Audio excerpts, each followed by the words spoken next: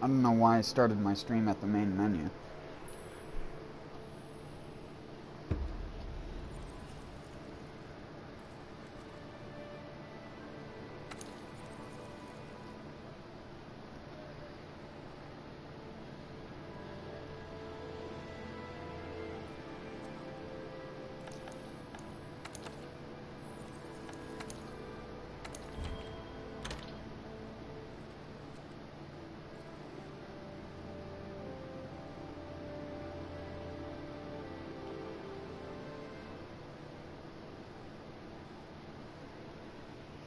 Ah, so that feature does work now. I was looking up what the update changed as far as bug fixes and stuff like that.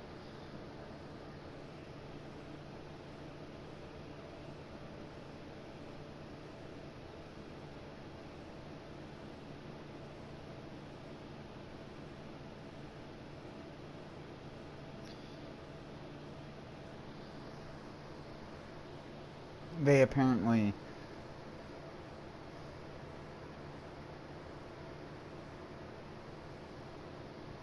changed the drop rates of a bunch of things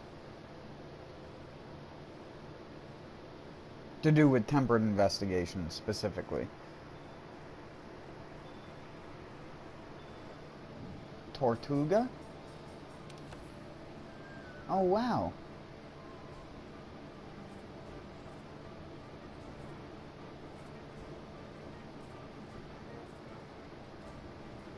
So people will actually be in online sessions together.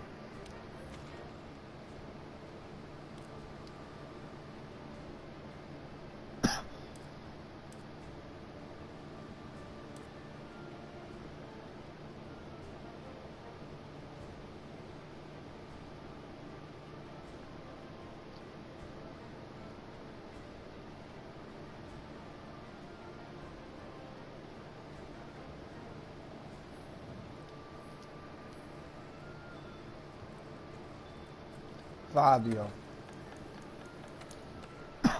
So beautiful, Fabio. Oh shit, I don't even have my...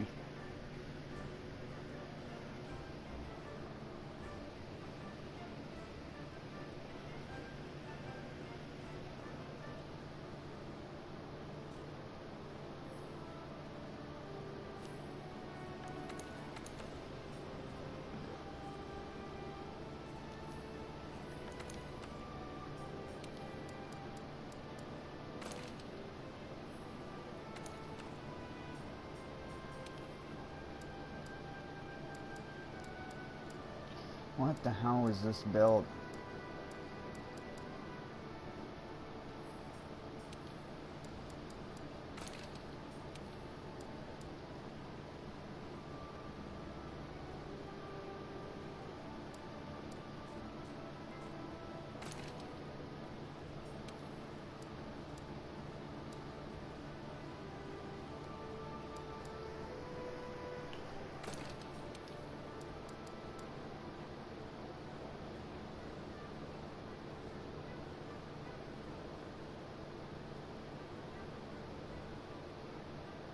Does Mind's Eye even affect the dual swords? Whatever. Oh wait, one sec. What's up, Ricky?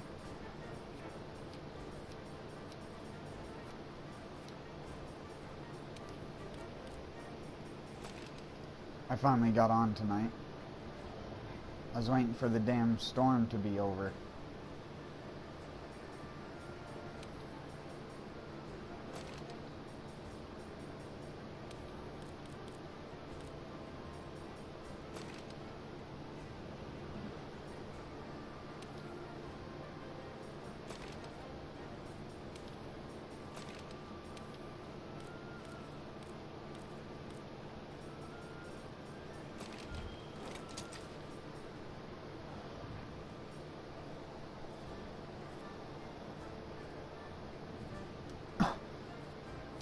Why put the maintenance duel in?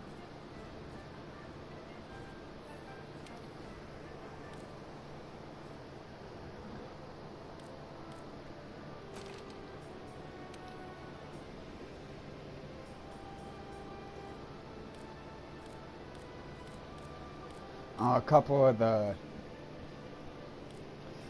the plants I transplanted the other day into some new soil got a little sun baked today. So like half of their greenery like crusted up, trying to keep itself alive. Because when I transplanted them into that soil, the soil was like moist yesterday. Like when I put them in, it was moist, and I got out there at 12 o'clock today, and it was like it had it hardened into a crust at the surface, and I was like, damn. That's why you don't buy dark pots, I guess.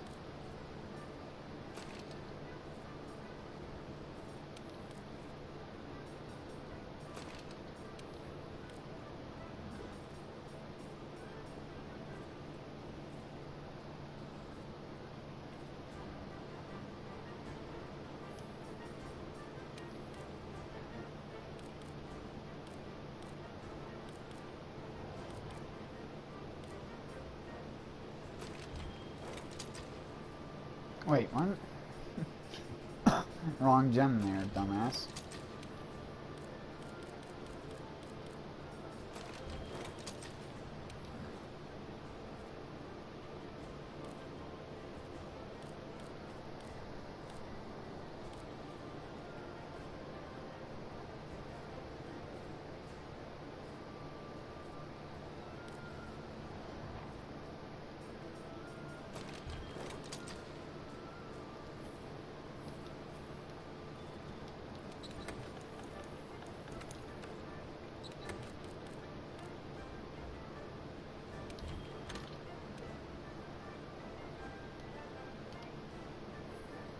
Dual.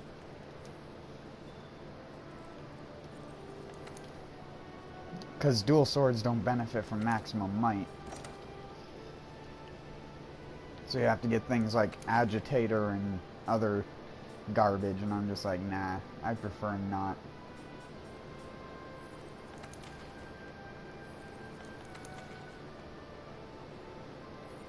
What is with everyone doing like the least fun things? I don't want to do that, because that boss is terrible for Blast. Like, all of these bosses are terrible for dual swords. Every single one that people are doing.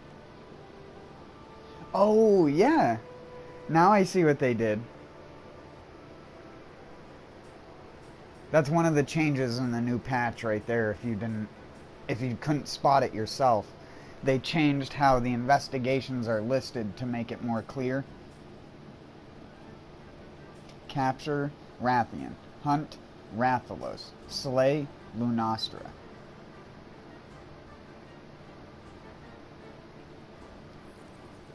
Wait. Does that mean it changed what, mine? Why the fuck would they do that? Why would you do that? Now it's just Hunt Legiana, etc. Oh my word. Who thought that was a better idea? Look at... Now it's just gonna be etc, etc, etc. Instead of Great Hunting Investigation? Was that really that bad? What were they thinking? Oh my god, and they did it to this as well.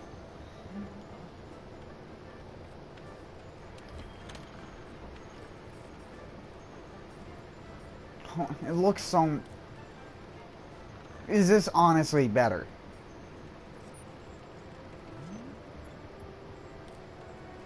Like, is this really a better change? To you, as a unbiased person who has never played Monster Hunter, but has seen what this looked like before and what it looks like now, do you say this is better? Because I don't. I think this is actually more confusing to someone looking at it for the first time. Because it's like you actually have to look at it now. I mean, you had to look at it before, but now it's like you might see it and just be like, no, I don't want to hunt it because of that. I just think it looks bad. You have all this empty space. Like, you have a good 3 to 4 inches of space on my screen where text could be, but it's just etc.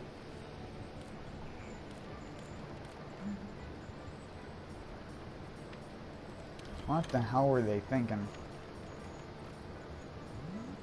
How is that better?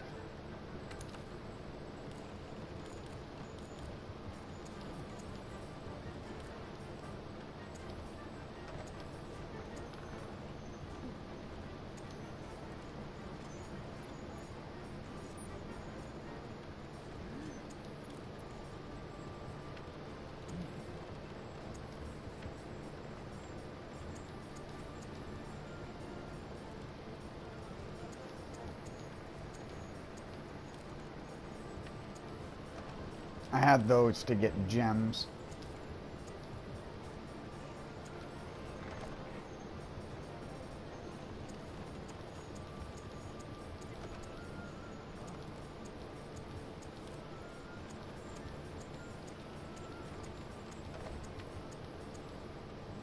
Oh wait.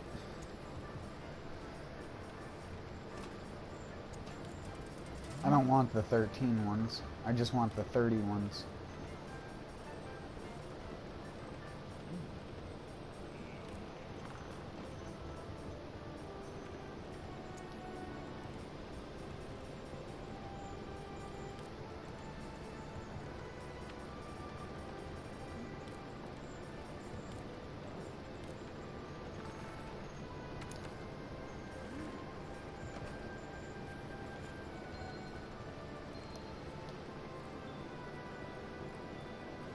Oh my god, it's gonna spam me with messages from the session. That's one thing I didn't miss about being in populated sessions.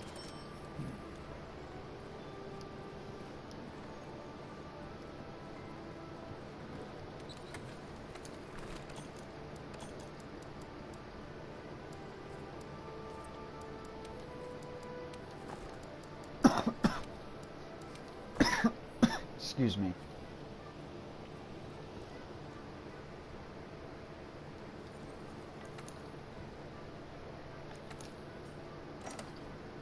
Alright, sorry, let's get into actual gameplay. Whatever, it doesn't even matter. I was gonna click on the first thing that showed up anyways.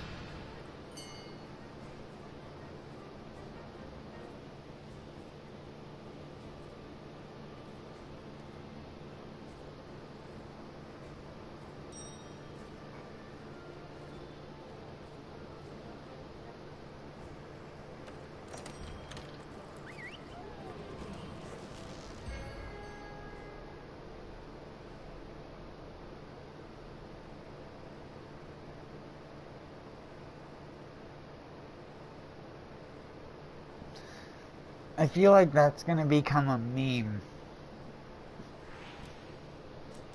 At least it would become a meme with me. Every single time I finish something and I'm not quite sure of, I'm gonna go ... etc.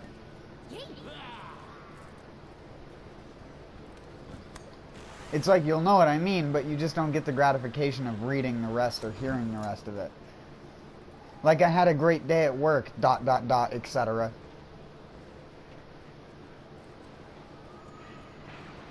It's like, okay, what made it great? ... etc.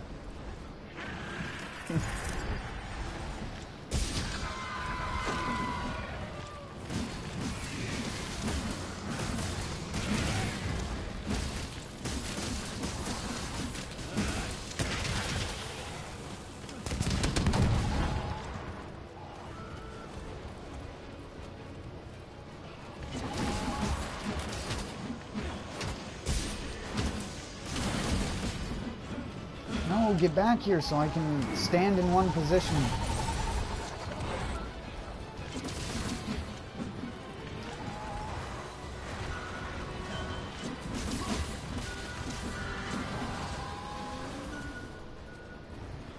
Can you stop flying?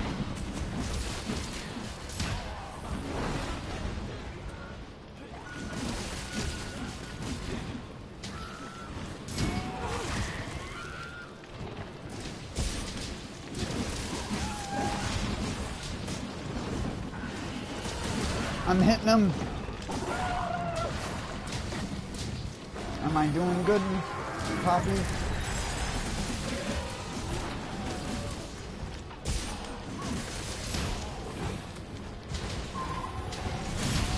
Oh my word. Well, there goes my ability to demon mode.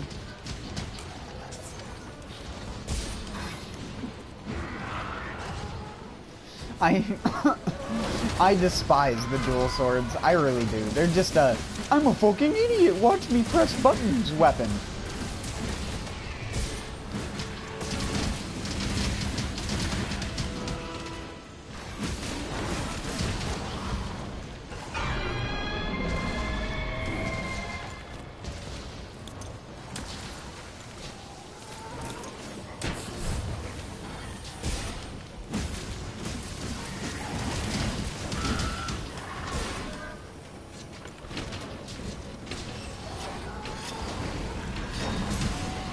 Oh my word, of course it would go for me.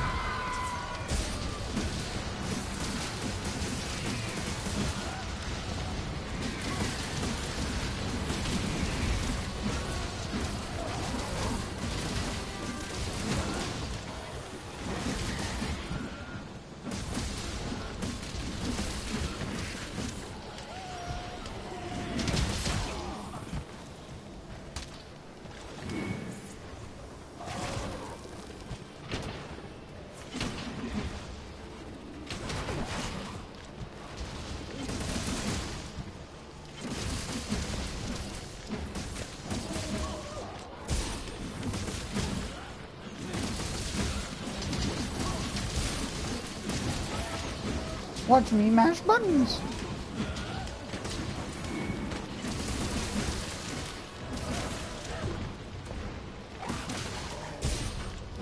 Which is weird because the dual swords were like my best weapon in Neo, and they're like my least favorite weapon in this game. It shows how bad and or good you can make dual wielding in a video game. It's either this style or it's actually much more engaging.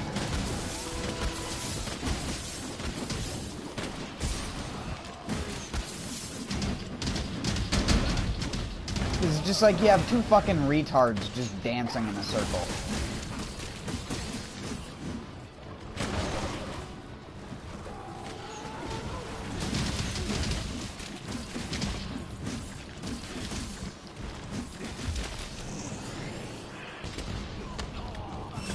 What?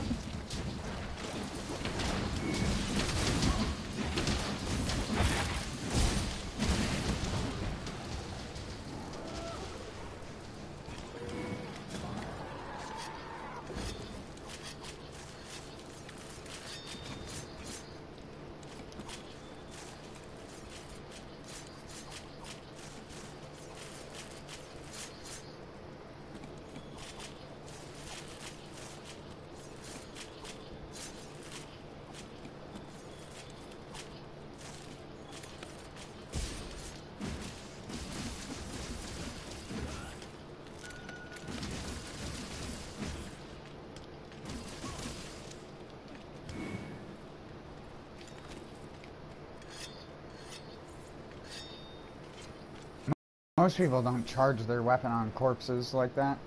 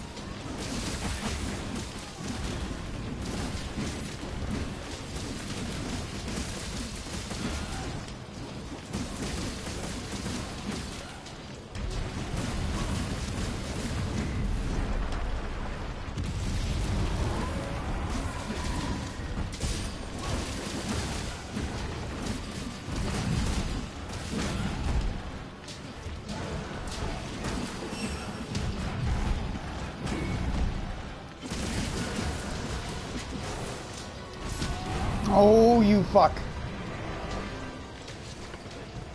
Get up there. No, I'm sorry.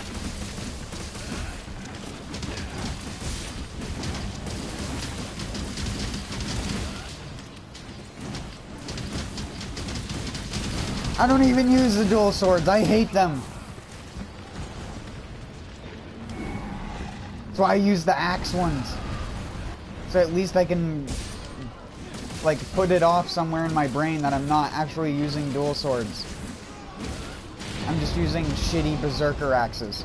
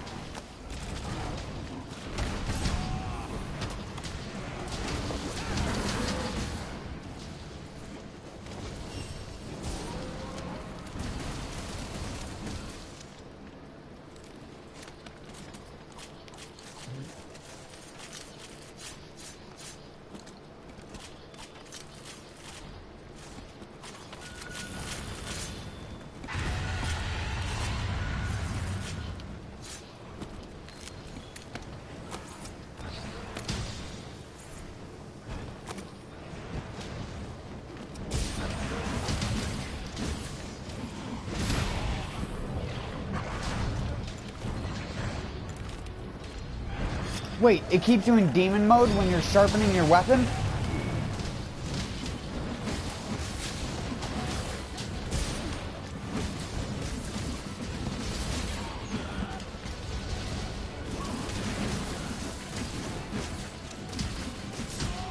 I was not even.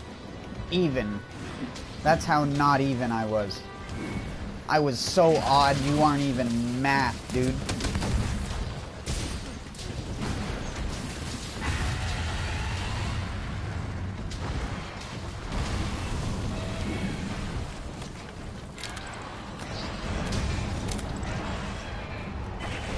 You fucknut.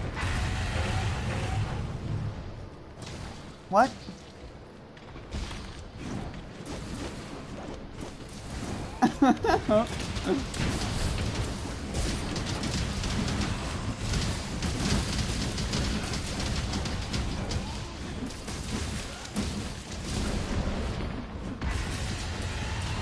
Gonna jump. Yep, I shouldn't have gone that way.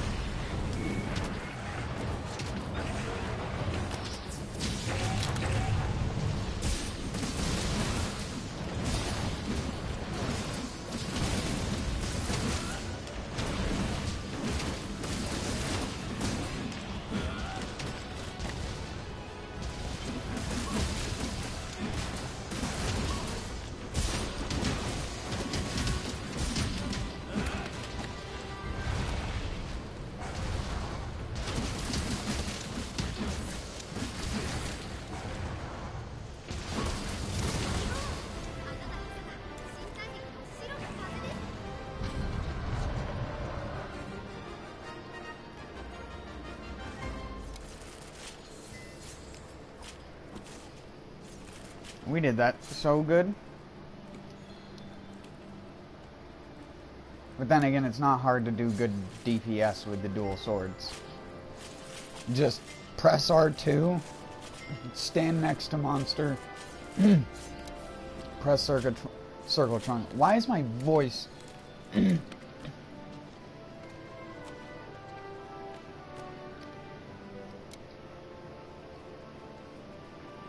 Can I not be an Autobot for a second? Bumblebee. What is I'm turning into DSP. Just an infinite like loop of snort, hack, snort, hack, snort, hack. I'm so sorry.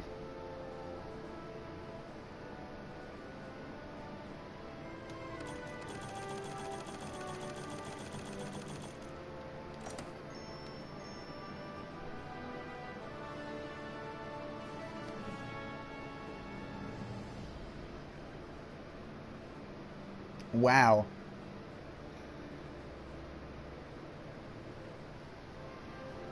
I almost clean sweeped him. Swept.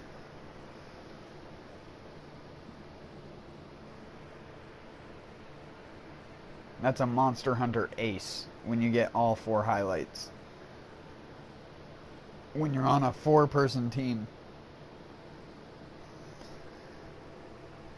Especially if you were the last to come in and then you get all 4, then it's just a joker.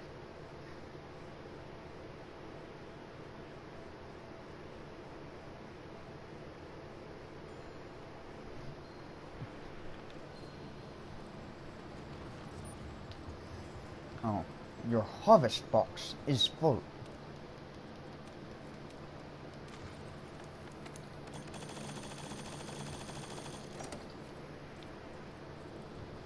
The Argosy has returned. Well, actually, he just left, but he has returned. Birdlia.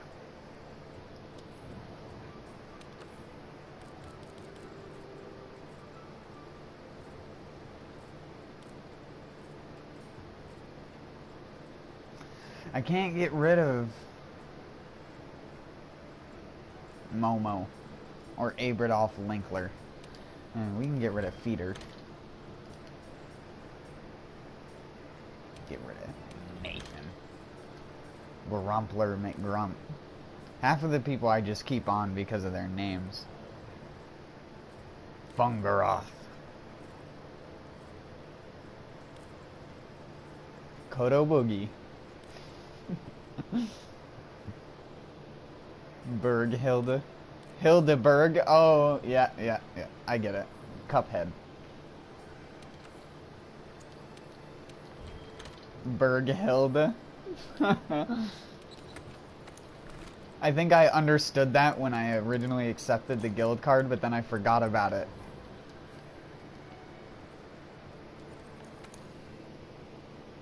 You can tell what that person was either watching on YouTube and or had played recently. Cuphead.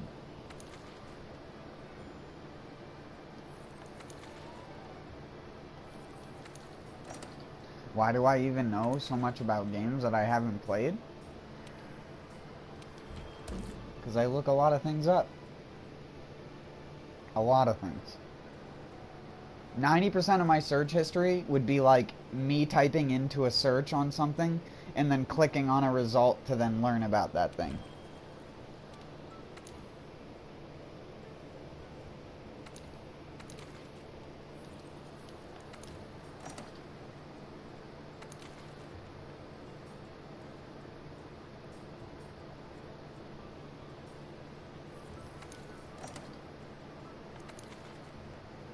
Picky.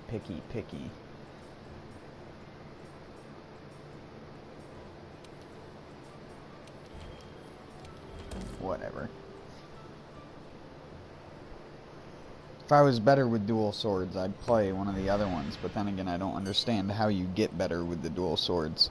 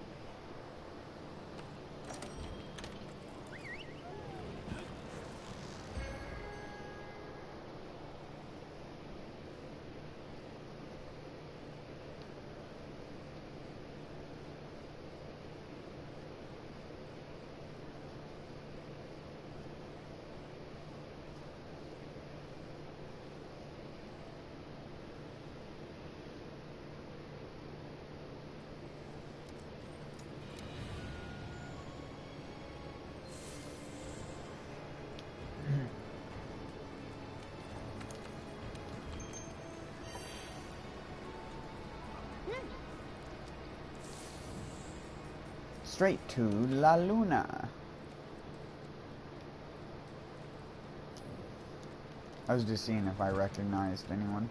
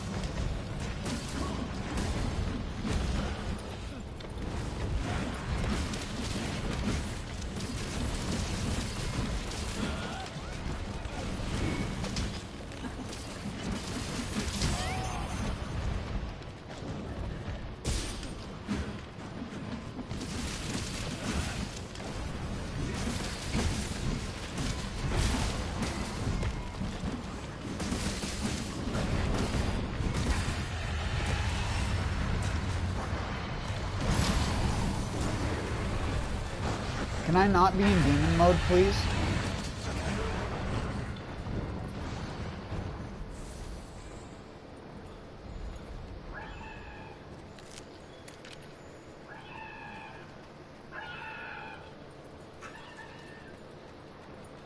I think that's one of the things I hate most about the dual swords.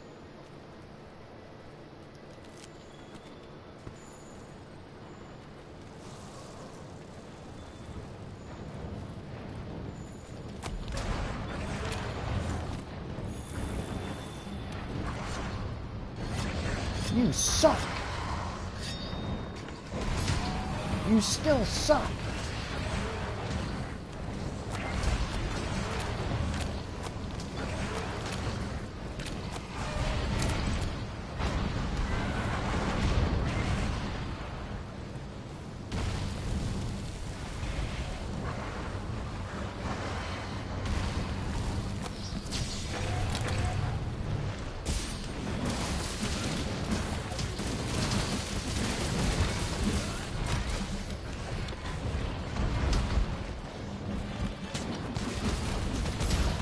Damn it.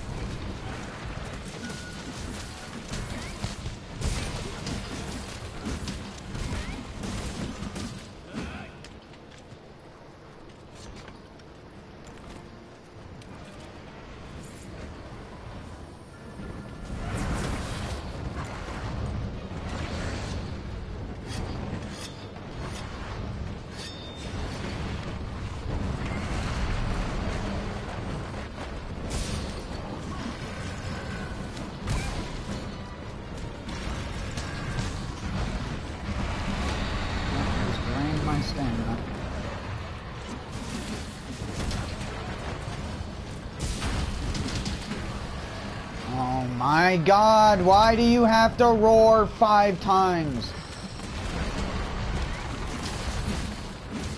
It's like, I'm announcing my presence. I'm announcing my presence. I'm announcing my presence.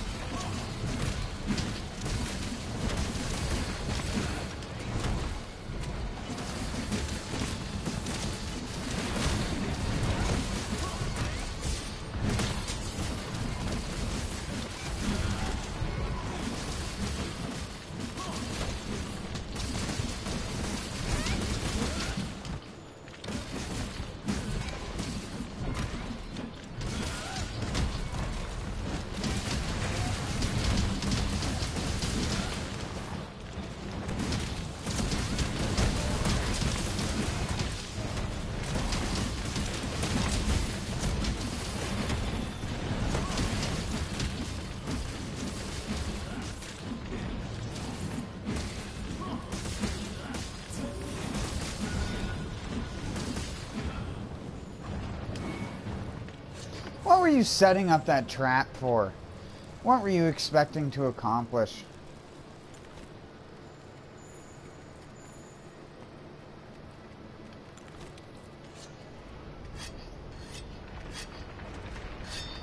Oh no.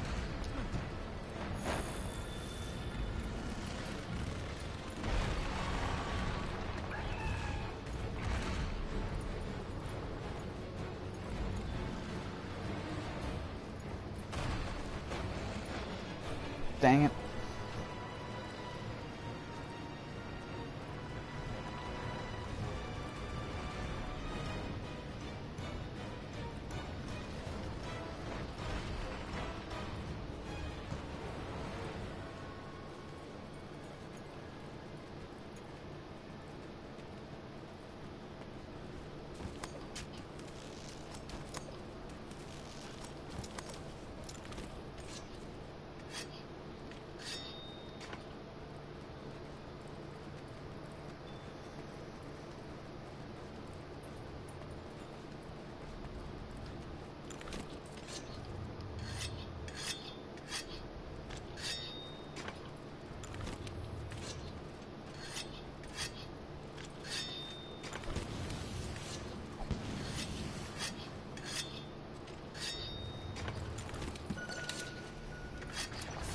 Hey, what's up, man?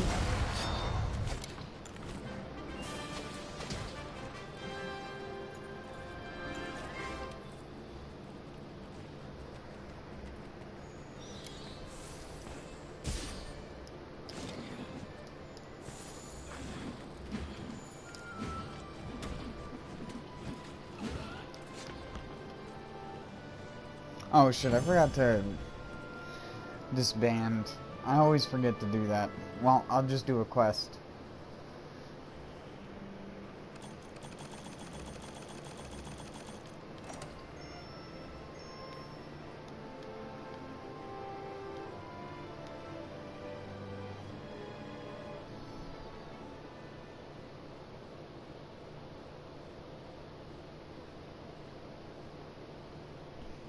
Oops. Gotta start yanking on my mic cord.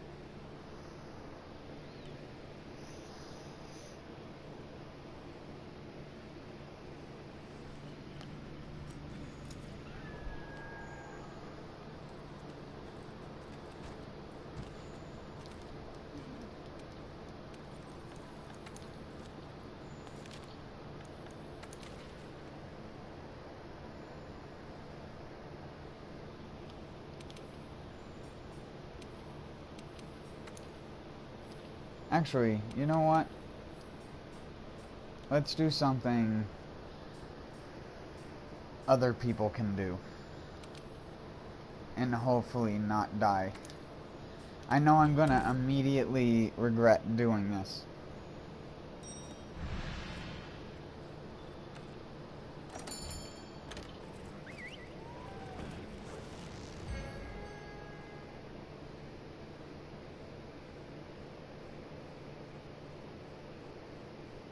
I always call him Bagel. I call him Bagel mostly because I call the bombs Bagel Bites as well. It just fits, so.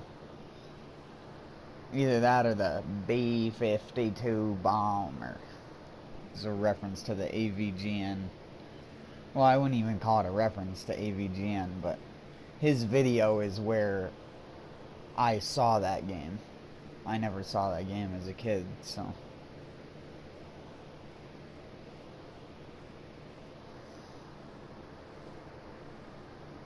It's also just the AVGN thing because he, like, made it a highlight as to criticize the way that it sounded in the video. Doesn't matter. I used to call him the U.S. Air Force when I first started playing this game and I encountered him. I just called him the U.S. Air Force because he does exactly what they do. But I was like, maybe that's a little bit too topical, so I was like, I'll just call him Bagel. I sometimes call him Google as well. He's a monster of many nicknames. I don't like calling him Beetlejuice because then if you say his name 3 times, he comes to the location immediately.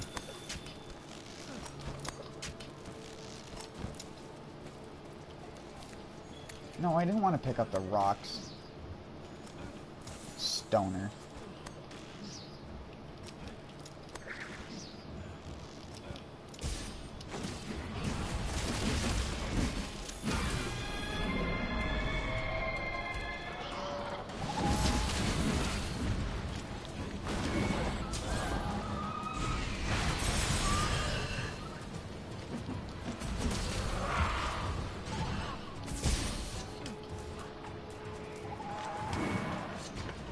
Oh yeah, that's right. I was gonna summon a dingus.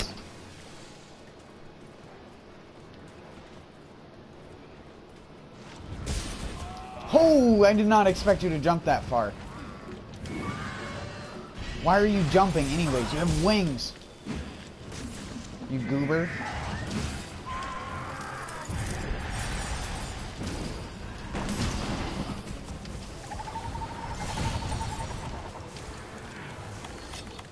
I didn't grab any more.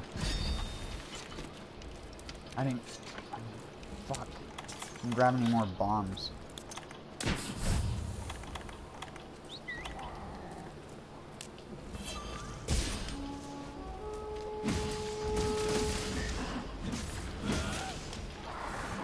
That was not a good position. Oh great. It's multiplayer difficulty now. Incoming double speed attacks.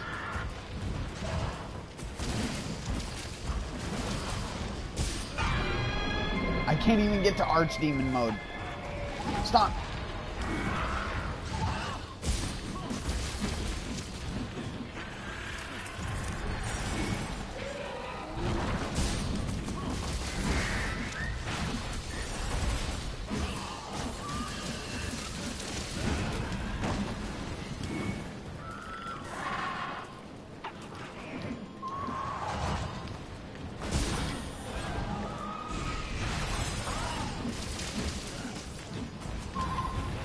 There we go, Archdemon. Nope. I was one hit away from Archdemon.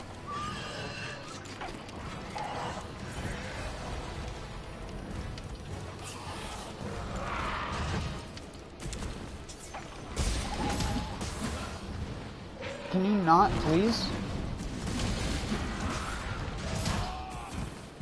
Oh my goodness, dual blades are gonna get me killed. Nope.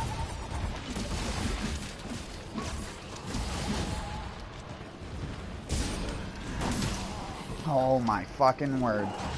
Don't put health regen on dual swords. Lesson learned.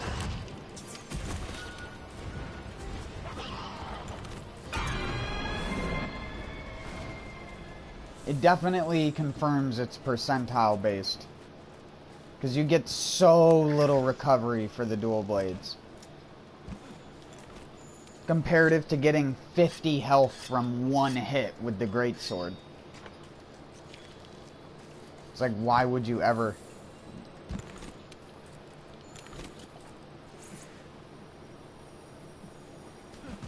Hell, even the sword and shield you can get decent amounts of health back on.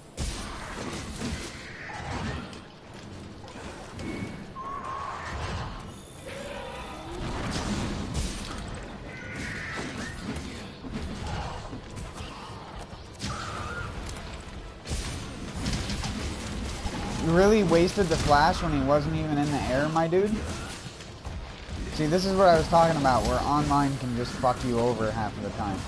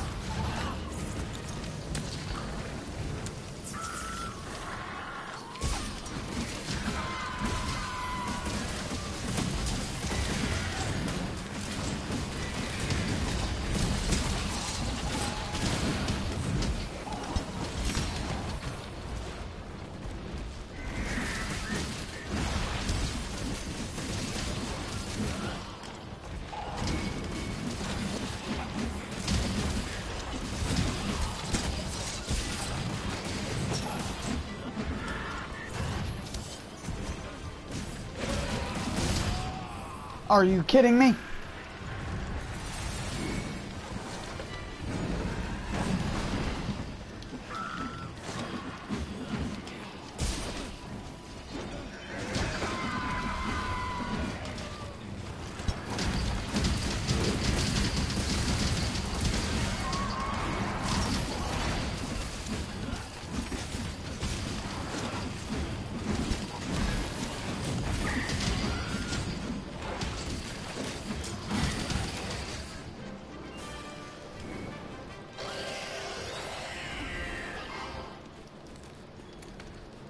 Getting a little bit better.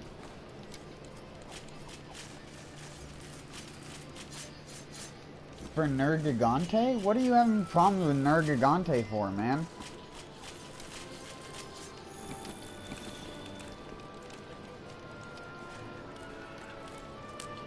Oh my god, I just wasted a Might Seed.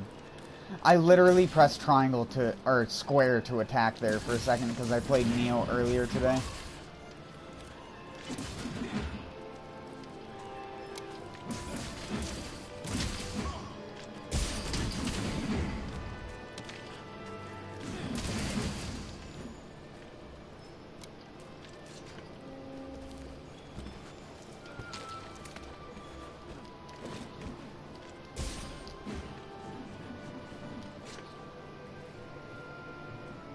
Sorry, I didn't say anything in response to that sooner, dude.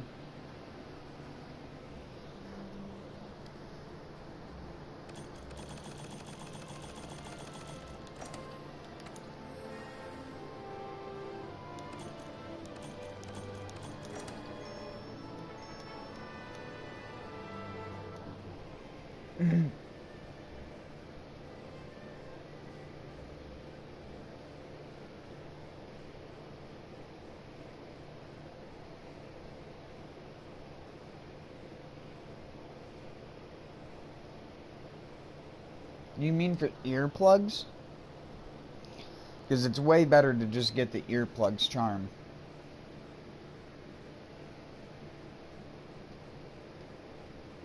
Get earplugs charm and then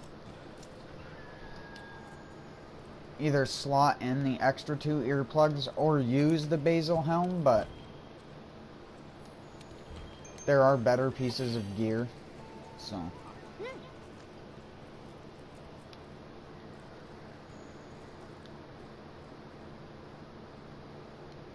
What the hell, camera?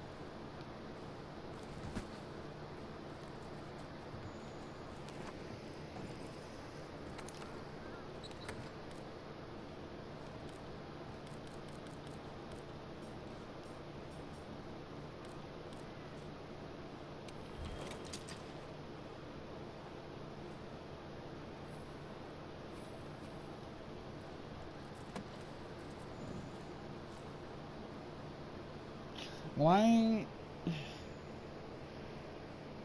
Oh yeah, that's right, because I was limited on the armor pieces when I made this set. I'll have to change that armor piece out.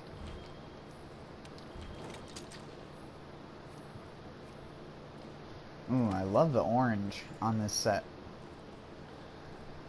I look like a fucking flavor of Starburst.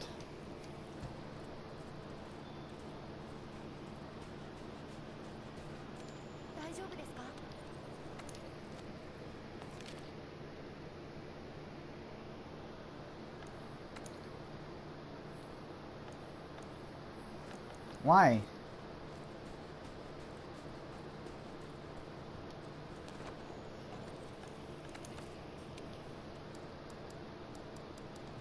Gotta get them all, man. There's so many good ones. There are some more useless ones than others, but I need to reorganize these. There's my one from pre-ordering the game. It makes your hand glow.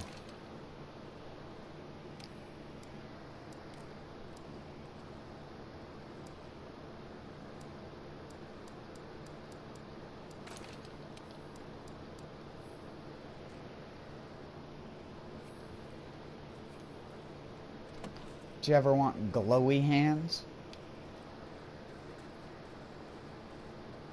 Handler. Stop stealing easy rations. Pudjo.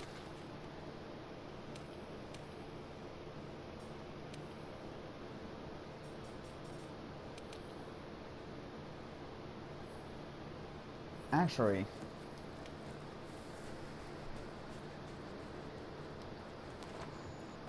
hold on.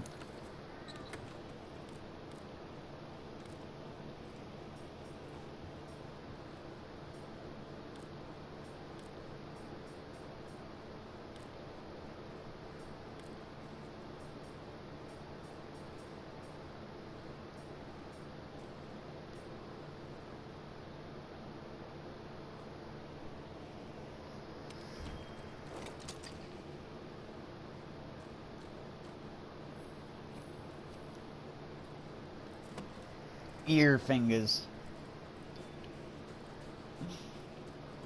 Stop moving around. You move around more than I do after I have a cup of coffee.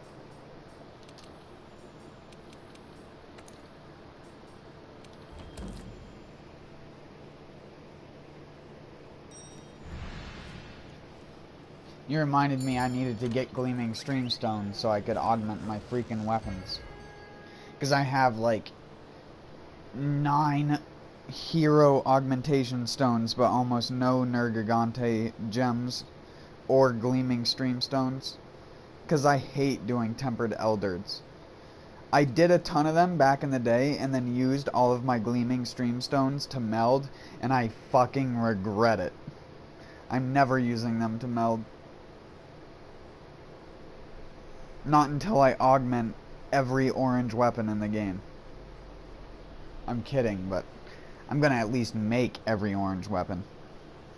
I've already got all great swords. Next is long swords, which I almost have all of as well.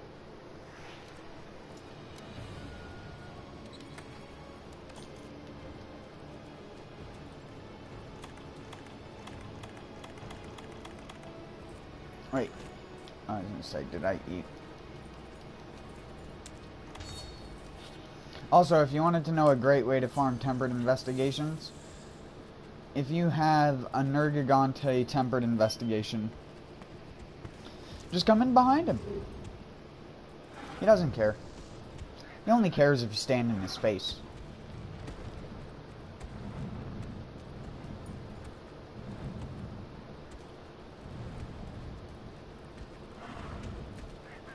And he does this little animation where he like plucks and bites thorns off of himself.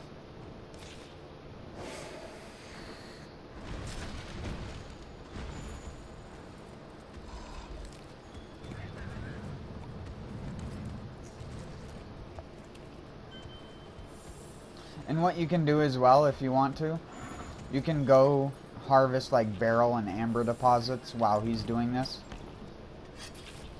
Oh wait, this doesn't have, yeah, this doesn't have protective polish.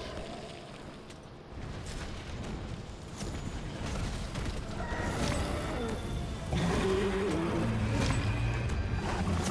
was trying to impact his face.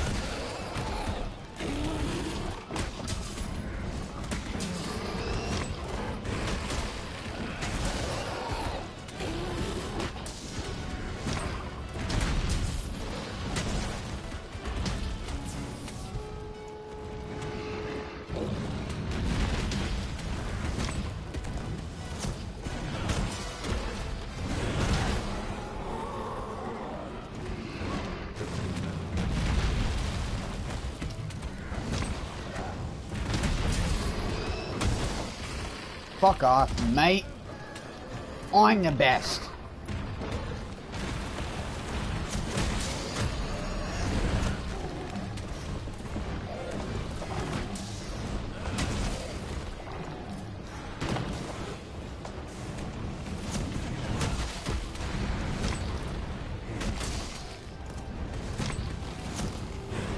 No, that one. Oh! You knocked me over.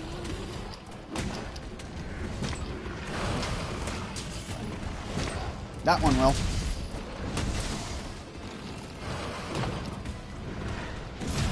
Hey. Oh fuck, I didn't roll early enough. That sucks. He might get his thorns black.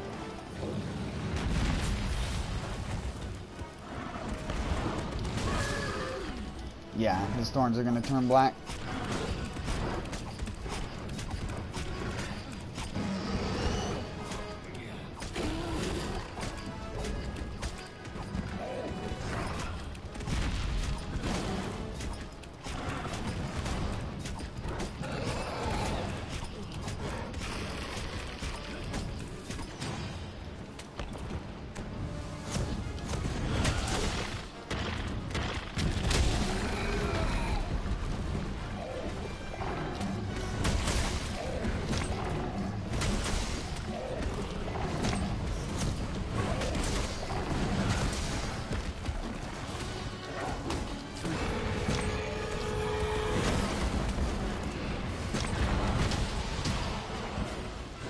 That's some malarkey.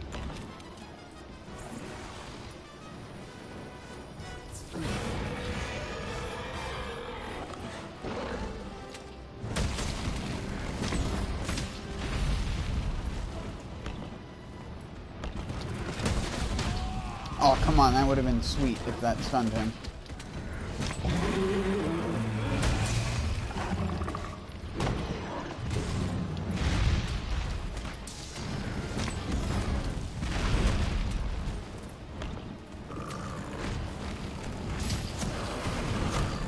Oh, you fuck.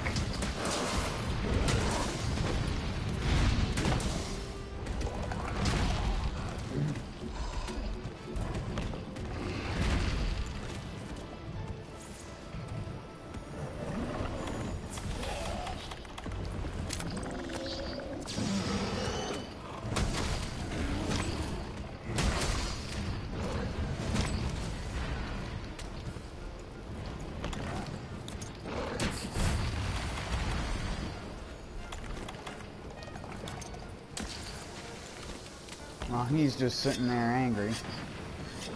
Because I'm not going to be able to hit him consistently while he's doing that. Yes, please.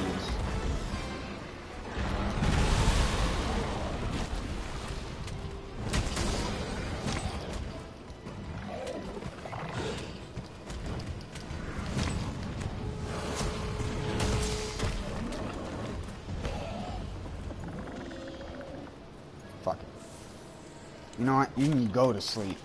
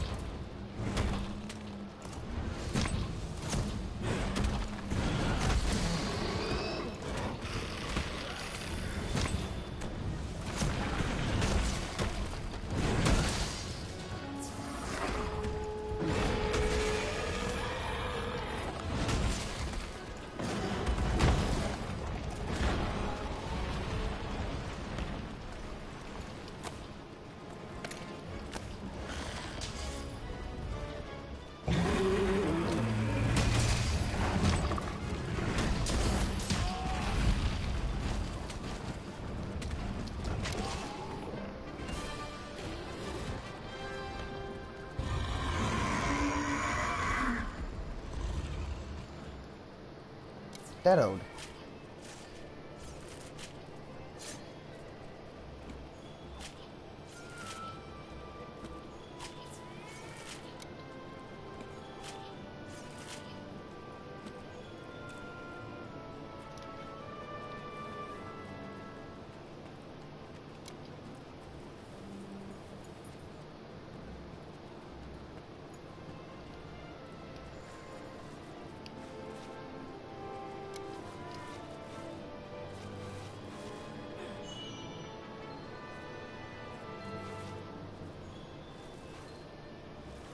What the hell?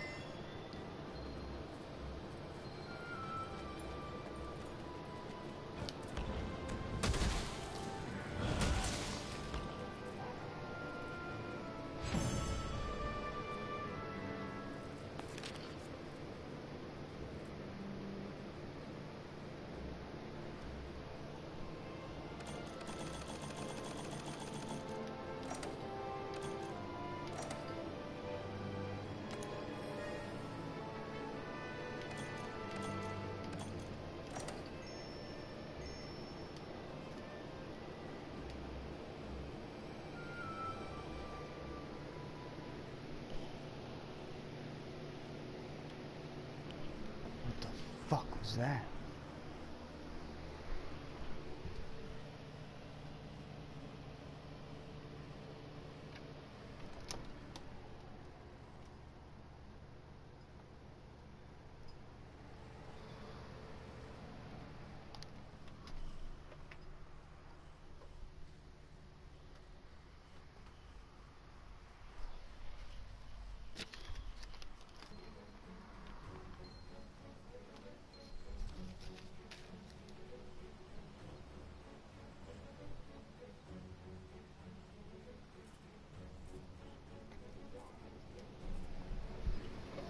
Sorry, I saw something move out on the porch and I was like, what the hell?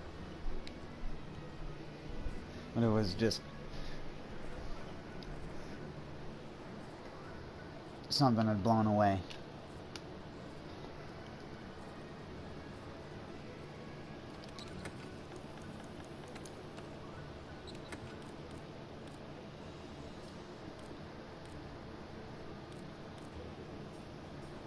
Wait, where is...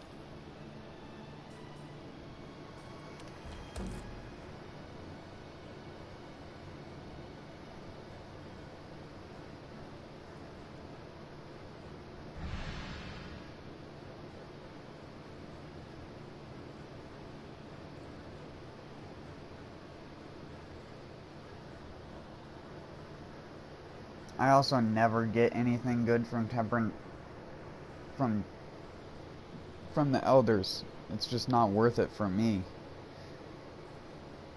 My RNG is just bad. I only started getting a lot of stream stones once they opened it up to the tier 2 monsters. I just seemingly get more lucky that way. Also, is that water underneath there?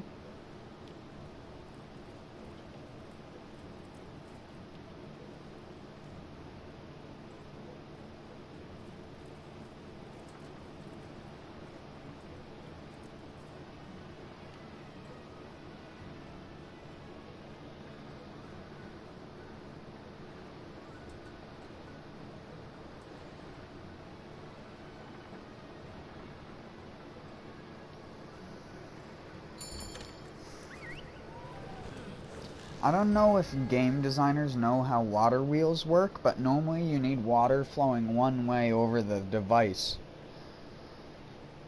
You can't just stick a water wheel in the bay and have it work, because it'll just go one way and then backwards.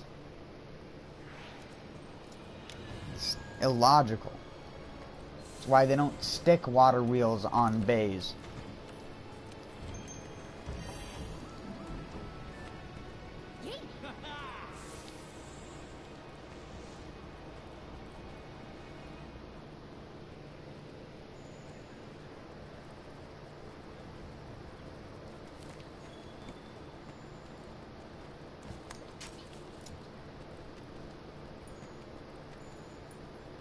Water Wheel of Fortune.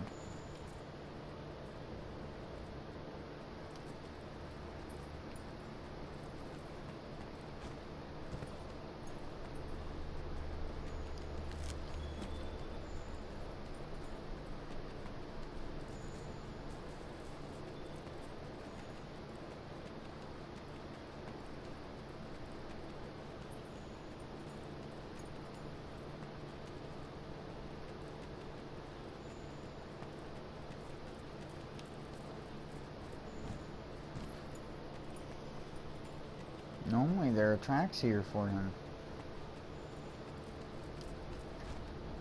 Watch him fly up by me when I come down here.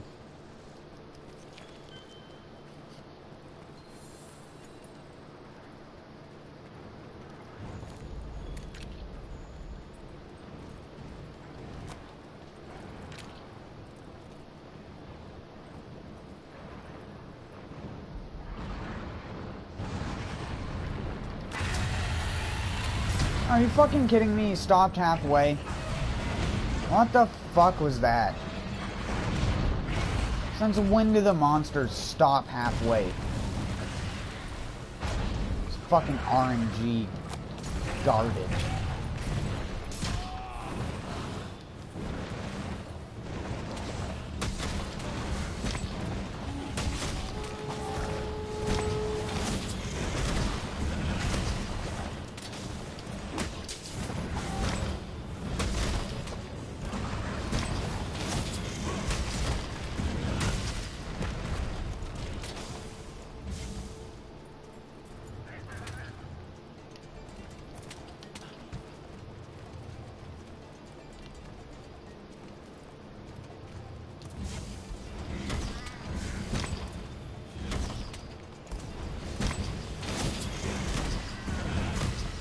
Oh.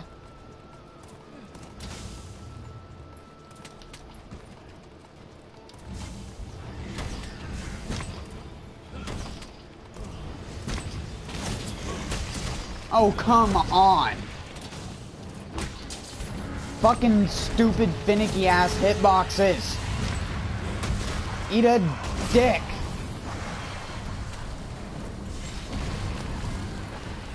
Fucking worked on Nergigante, but apparently Rathalos has a fucking slightly tinier hitbox. You have to take an extra step forward, but not slightly more than a half an extra step, because if it's a step and a half, then you're fucked. And I'm gonna die here because of fucking garbage-ass RNG. Garbage-ass RNG and my character's inability to put on a fucking mantle. Put on the fucking mantle, asshole, when I press a button the first goddamn time.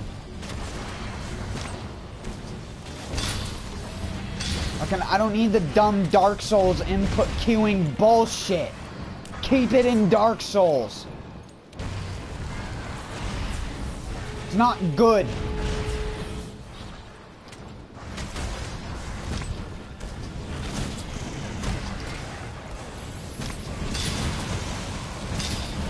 Oh my god, this is just fucking stupid. Can you have any worse RNG? Stop! Holy shit, literally every attack perfect. Could you not? You're just pissing me off at this point. You're more fucking annoying and difficult than fucking Nergigante was. Get out of the sky!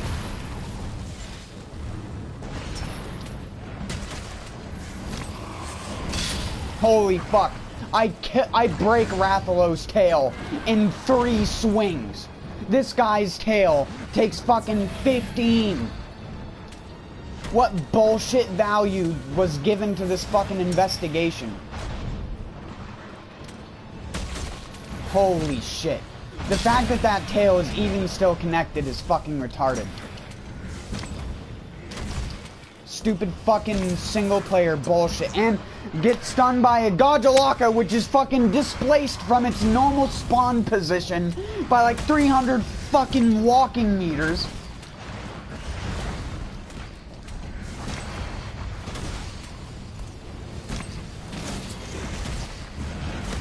Seriously, when people talk about bad RNG in their video games, they haven't played a game with me. They haven't sat down and watched me get continuously fucked by every element of the game outside of his fucking control. I have fights of this same monster, of me doing the same exact thing and detailing it on the 4th or 5th hit. Knocking it down on the ground and like one-rounding it to make it weak before it even can get into its fucking stupid myriad dumb bullshit. The fact it's even flying right now and is not, its wings aren't damaged, or it hasn't gotten tripped out of the air from feet damage, just means that this investigation has some stupid value associated with it that just makes the monster tougher than usual. Again, no trip yet? Are you gonna fall out of the sky? Oh yeah, sure, that's how that works. The low damage impact attack has more fucking stagger than your fucking flip attack. Sure. And people wonder why I like tackling, even not to do the purpose of tackling through an attack. Just to do damage. Look at that, I did it again. What the fuck is that?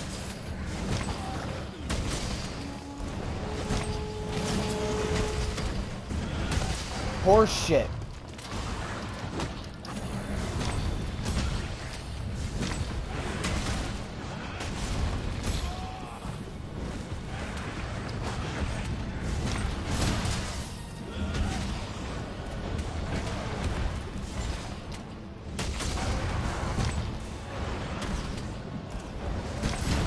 Oh my god. I just poise tanked through that fucking attack before. But the fire breath, no. You know poise tank through fire breath. Only the actual melee hit.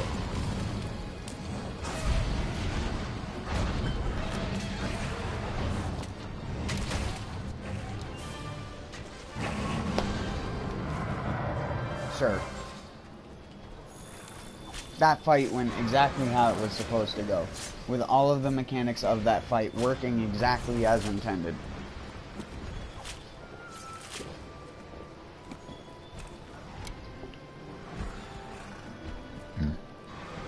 And then sit there and tell me I perfectly split the damage in between the 2 feet. Nonsense.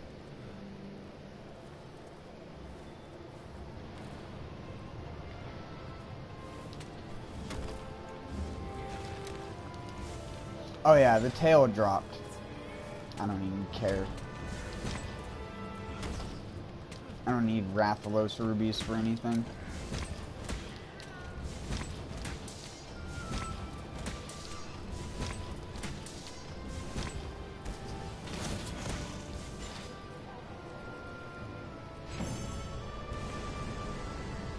Tackle. Tackle. As I've showed off before, you can also stun monsters really quick with the tackle. The charge tackles, not just a normal tackle after just pressing triangle initially. The actual tackle when you're holding it like a charge attack, except for instead of releasing triangle, you just press circle. And then you can follow that up by pressing R2 and triangle to do a side blow, which is also an impact attack. And if you're angled properly, you can hit both of them back to back on a monster's face. Or just the tackle, because really the tackle's the disgusting one. Tackle with an impact mantle. A fully charged tackle with an impact mantle with Slugger on and Feline Slugger can stun a monster in 2 full charge tackles.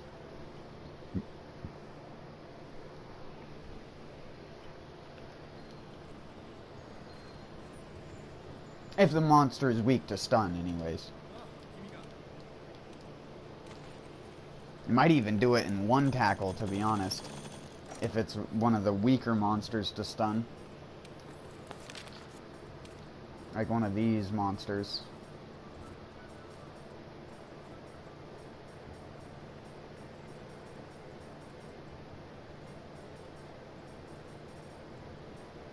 You start getting further down and more of them start becoming more and more stun resistant.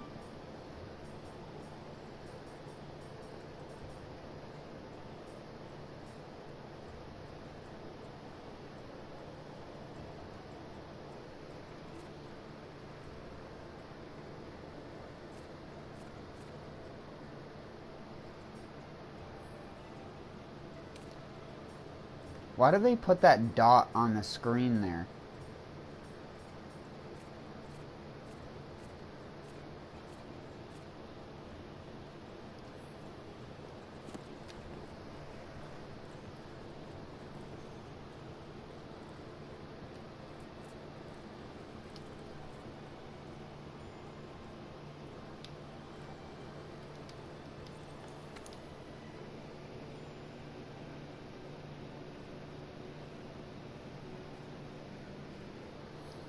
Actually, let me change my build, and then I'm gonna smoke the other half of the cigarette that I had smoked earlier before I started the stream.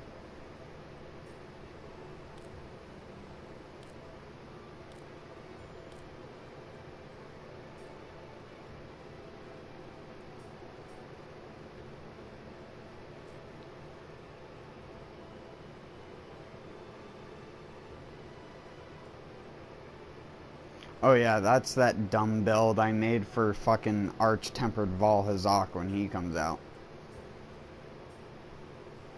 I'll probably realize that it's not that great.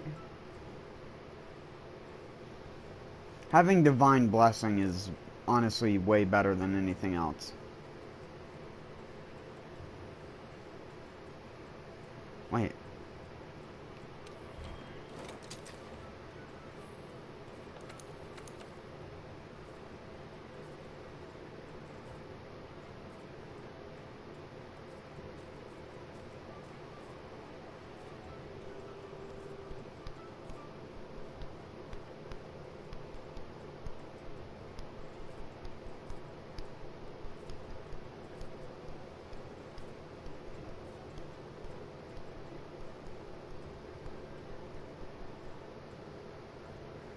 For whatever reason, I have coal.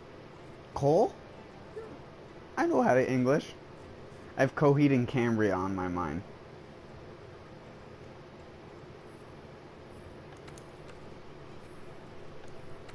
Dun dun dun dun dun dun dun.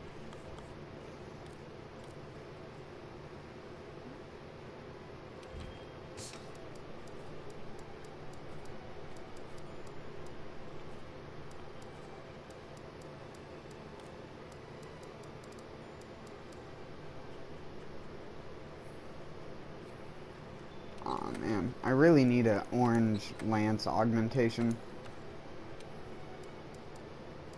so I can upgrade that. Kinda wish I didn't put my augmentation on that thing.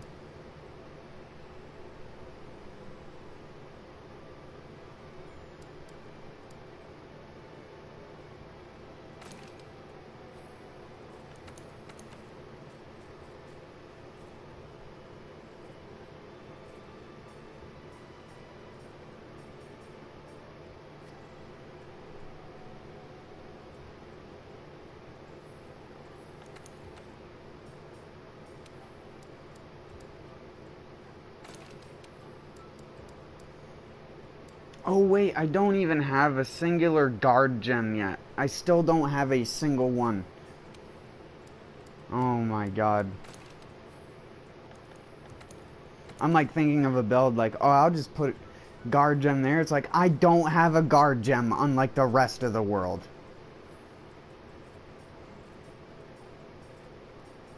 You lose. Good day, sir.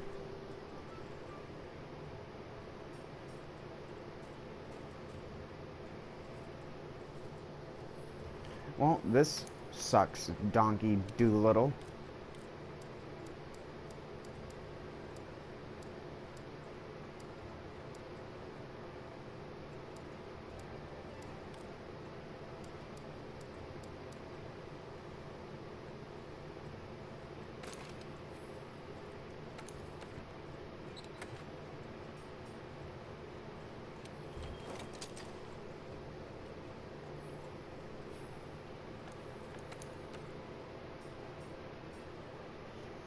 See, the thing about this build is that it has such a specific set of things that having other things on the build only makes it worse. Like, there's almost nothing you can change out to make this build better.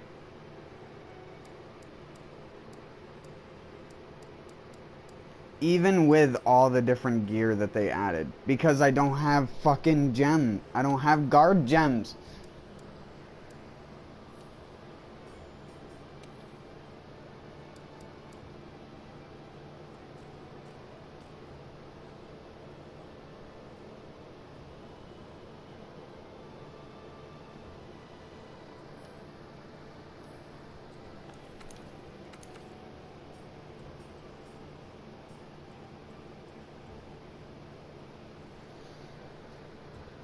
I hate RNG.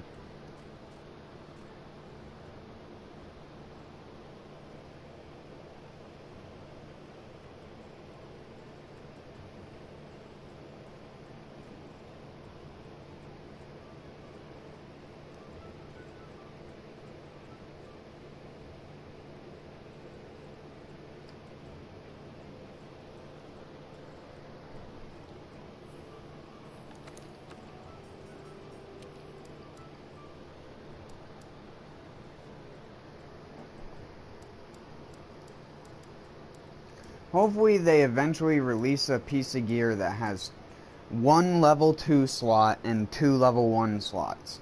That's like I want that piece regardless of what the base effect is on it. I just wouldn't care. It's just what I want.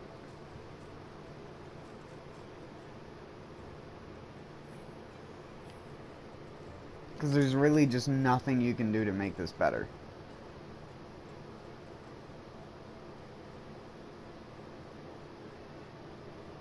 Mostly because of the limitations of handicraft and the pieces of gear it's on. In order to get a bulk amount of handicraft, Death Stench heal is pretty much your only option besides the Kushala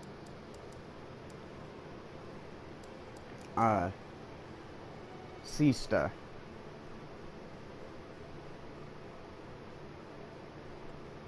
Oh wait, that's right. The Kushala thing, that reminded me. I wanted to go look at that squid glaive that I saw that dude using the other night. Because I believe that's the Kushala upgrade.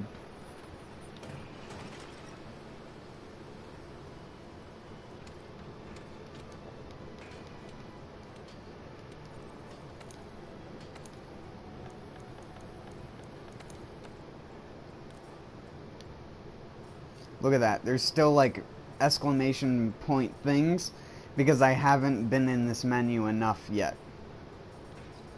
Because I just don't care.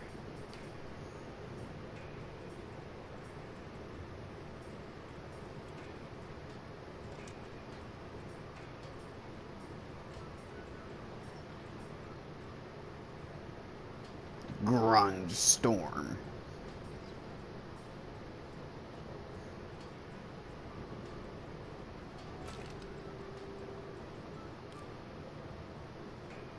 Yeah, it's a fucking squid.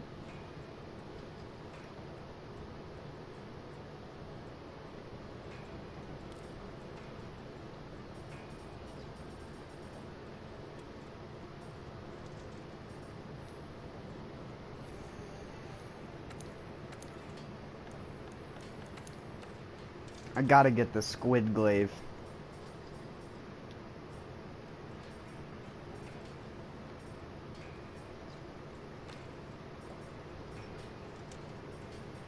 Oh my god, I need so much fucking coral crystal, dude.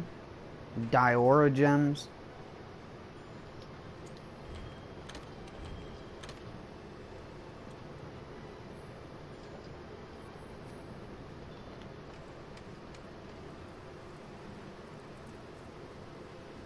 Wait, do any of the other one of that thing's weapons? Because I know the lances are like lion themed.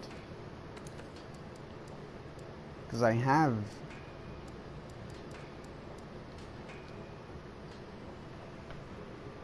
Oh yeah, that's right. This is the one that I wish didn't look the way that it does.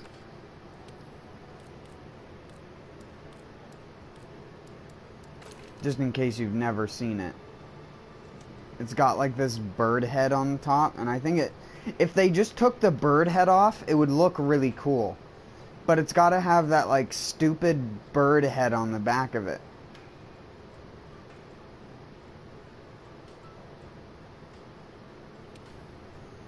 Nah, dude.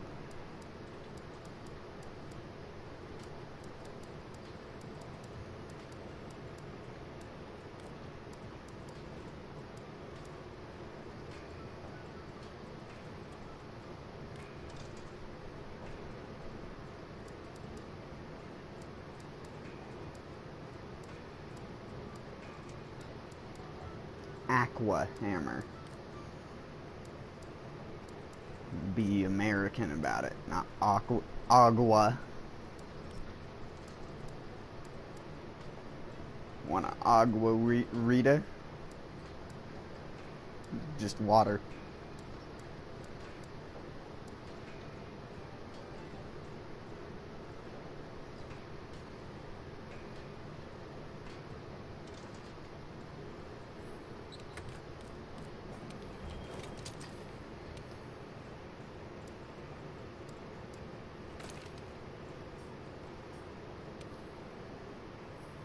See, that's what I would do with that other weapon. I would put the Kushala Sista on as a chest piece.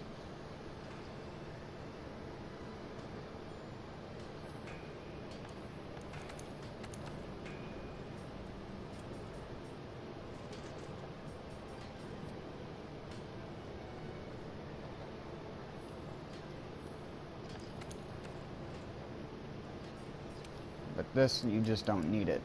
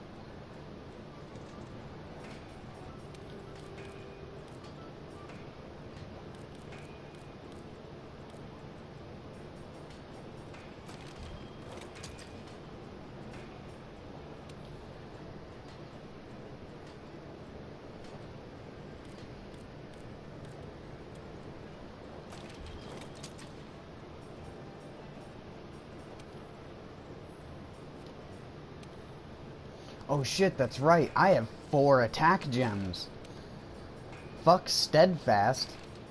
Motherfucking 4 attack gems.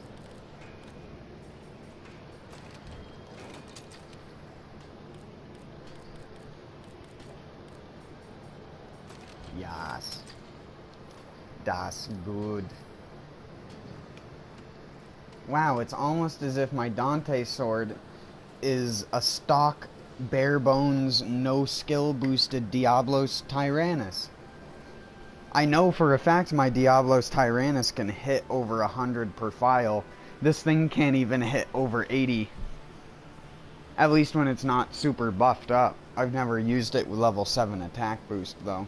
Even though they nerfed the amount that attack boost gives to file damage. Or impact file damage, I should say. Because element files have nothing to do with impact files. Artillery has nothing to do with element files. If you didn't know that and you ran Charge Blade builds like I did, I still have Charge Blade builds that are saved in loadout slots where I used artillery with power element files thinking that it boosted their damage when it doesn't. Having more of the element on your gear does, but only to a certain extent. It's weird. Needless to say, power element file Charge Blades are rarely ever useful.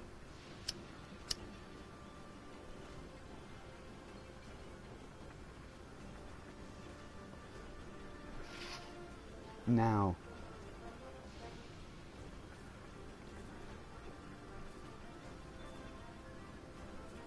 if I wanted to experiment with things like a poison Charge Blade, now that would be cool. I mean that as in the file type, not the actual weapon itself. I would love for them to change, like, the Hecatile and stuff like that. I'd love for them to make it have a poison element file. Or a poison ailment file, or whatever you want it to be. Or just poison file. And then when you do an elemental discharge, it leaves a cloud of poison gas like you threw down a smoke bomb. Or a poison bomb. And then if you do an amped elemental discharge, it does like a damaging smoke that will like deal damage over time on top of apply poison.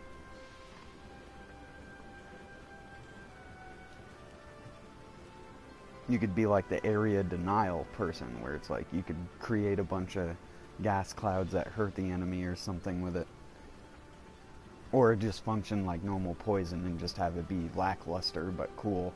But I really would want them to do something else with poison. Sort of like how that, the blue flame in the Rotten Veil that you can activate by either Odogaron touching it or you exploding it. When like Odogaron touches it, he takes like 2 damage a tick per second.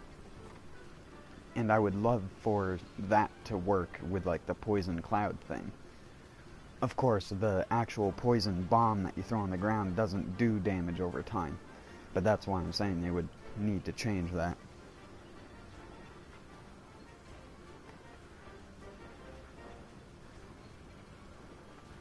It would be cool. You might actually see people using poison more. Just to put gas everywhere.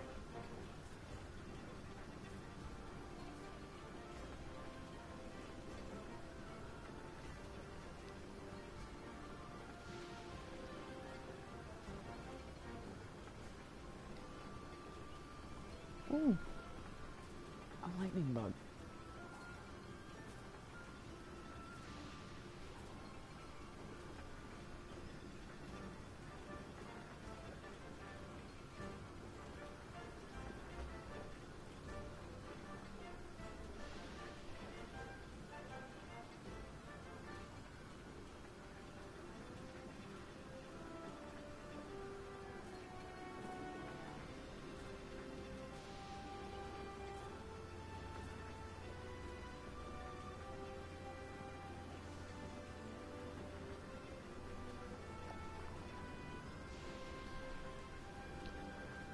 Sorry, I'm done with my cigarette.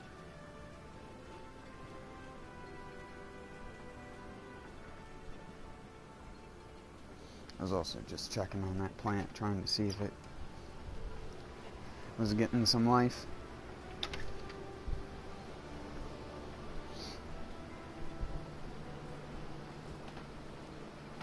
Seems like it's okay. It's just gonna have no leaves for a week or two because they're gonna be burnt off to nothing, but I can see where new sprouts are still nice and green, fuzzy, because it's a little pumpkin sprout that I'm talking about. I was trying to transplant it because it had grown in this really awkward spot where a pumpkin had rotted, but I didn't want it to just grow and then like go to waste, so I wanted to transplant it into something where I could set it down the area where it could properly creep. Even though it's in a pot, when it creeps into the ground, it doesn't really matter, because they don't grow that big of root systems anyways. Pumpkins don't, because they creep. If you don't know what creeping is, botanically it's when a plant grows a stem or a vine outwards, and when the vine or stem touches the ground, it starts to root itself. And that's what squashes and other things will do. Anything that creeps, pretty much. A lot of people have creeping Charlie in their yard, but don't even know what plant that actually is when I'm talking about. But they're the flowers that pop up in like early spring that are really, really tiny and purple, and they grow on like the scalloped leaves that grow on like the singular stems. It's called creeping Charlie because it does the thing that I was talking about. It creeps, and it gets everywhere because of it.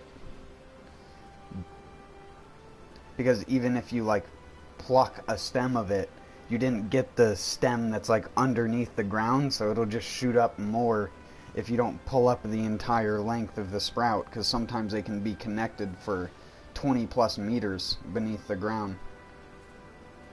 That's how grass propagates as well a lot of the time, is it creeps. It doesn't actually put seed down and then reseed itself. It has these little shoots beneath the ground that like connect it as a group. Depends on the type of grass, of course.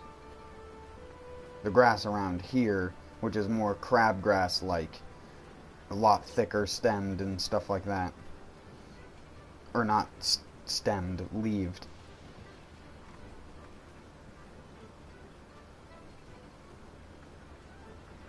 You try to pull up the grass, and you'll pull up like, let's say you took a trowel and you stuck it in the ground and you cut like underneath it, and then you tried to pull it up. You'd get to this point where you'd see this like what looked like a white tube in the ground, but it's just a root system, and as you pull on it, you'll notice that every single tuft of grass for like a foot is connected to this one long chain, and along that chain, like every couple inches, is where a sprout of grass was shooting up. And that'll just keep going outwards.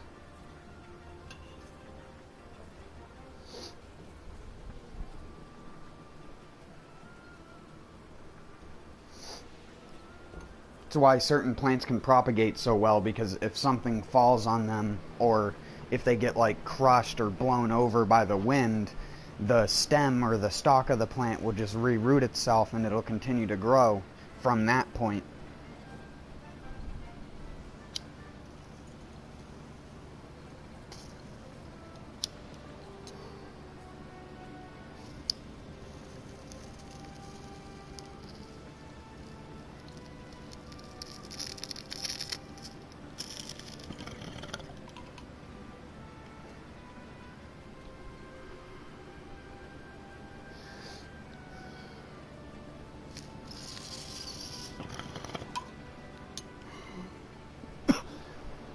One of many ways to clone a plant is to do that.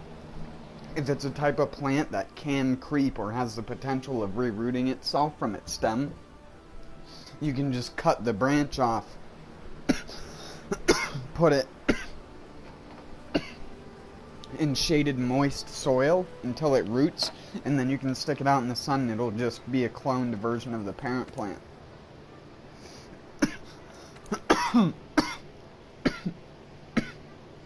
I've done it with roses, tomatoes, stuff like that. Tomatoes don't naturally creep, but they have the capability, like I was saying, where if they get like crushed or like knocked over by something, the stems that touch the ground will try and recreate new root points so it can continue to grow better stuff with what's still exposed.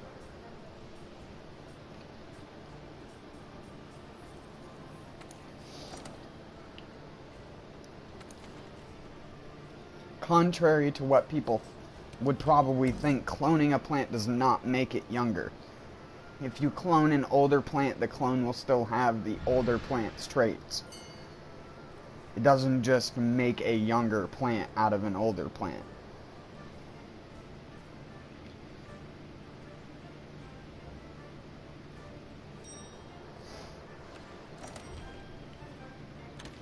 Oh yeah. Yeah, I know what you're talking about, Rasan.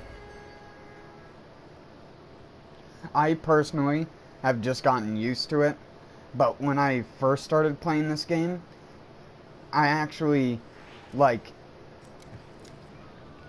hated it so bad that it made me rage out and, like, stop playing a few times, if I remember correctly. Not even dying to Basil. Just him being in the investigation and just swooping in, bombing, and then leaving. Just that used to piss me off, but it's like, I don't want to say a lot better, but I just got better at managing him when he's in this situation. He's one of the reasons why I always carry dung pods.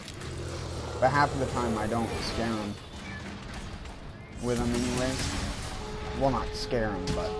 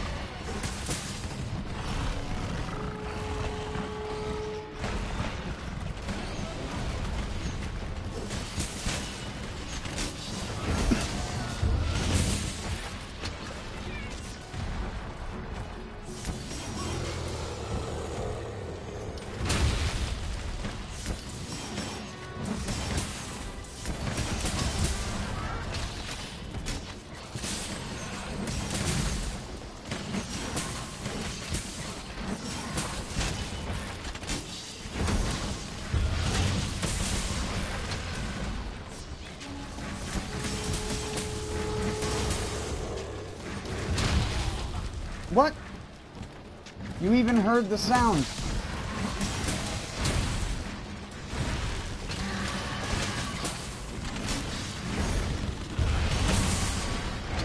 I can't believe I hit him with that.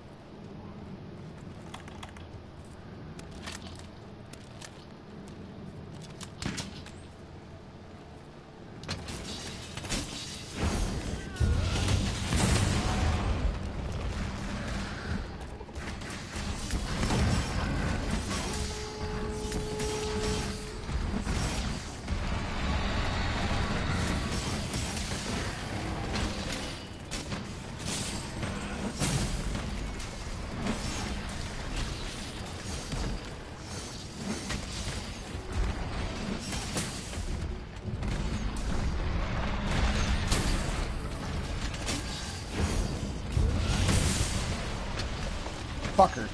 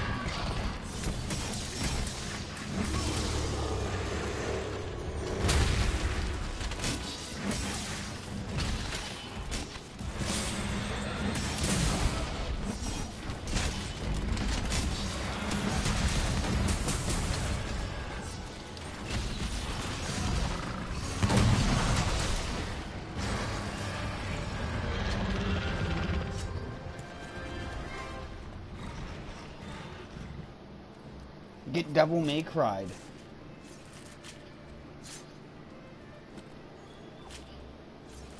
Oh yeah, that's it. It's the exact same problem I was having though, man.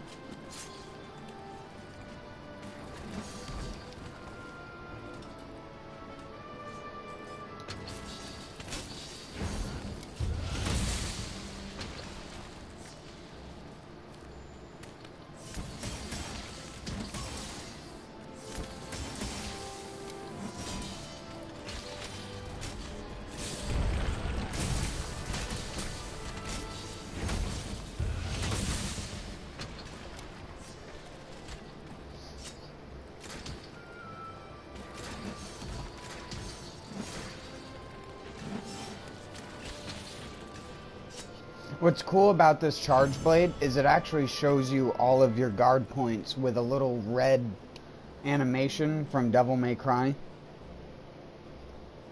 The little like boo.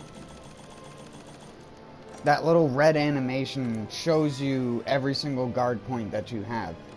Which a guard point with a charge blade, if you don't know, is when your weapon is in an animation with guard frames. Which if a monster hits you, it means it will deal backlash damage to the monster, or impact damage, or file type damage. So if you have an element file type charge blade, it'll do element damage.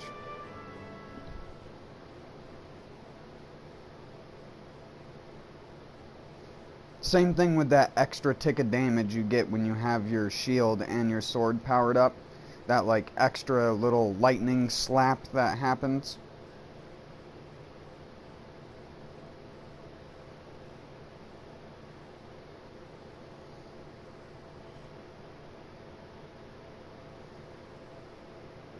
There's a surprising amount of people, though, who use the charge blade who, A, don't charge up their shield, and B, because they don't charge up their shield, they never charge up their sword either.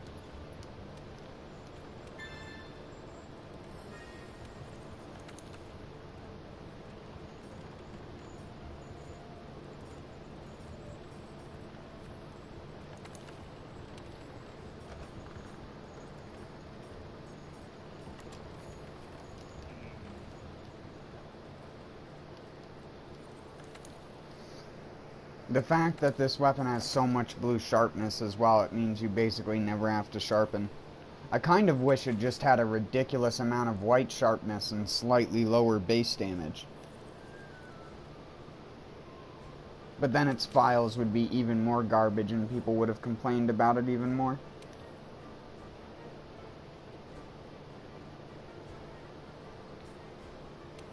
Here, let's go on a bagel hunt.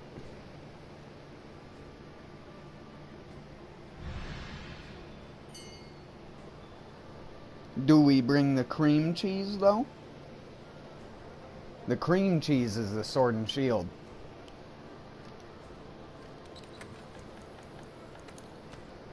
Cream cheese. Well, cream cheese. Bow charge plus.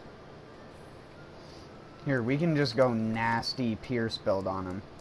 It's not a critical draw build, but it's a nasty build still. This is close to cream cheese. This is like butter. This is if you put butter on your bagel instead of cream cheese.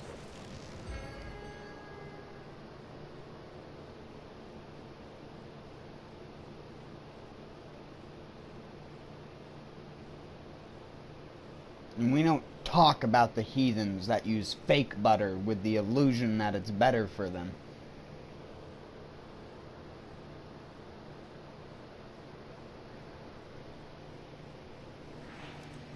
Margarine. Turkey food. Actually, not even fit to feed the turkeys. That's why they made it in the first place.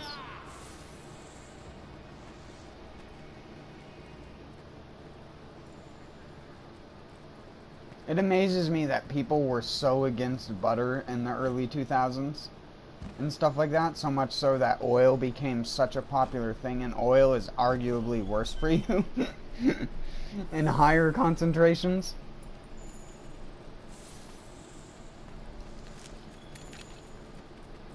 Depends on the oil as well, but most people don't use healthy oils.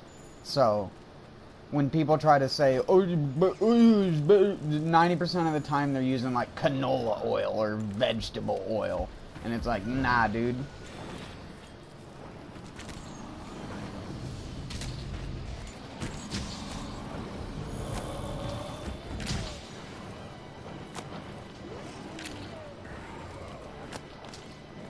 No bagel. There you go, my bud.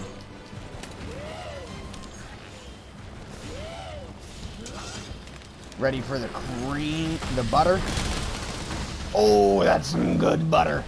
That's some high purity butter right there.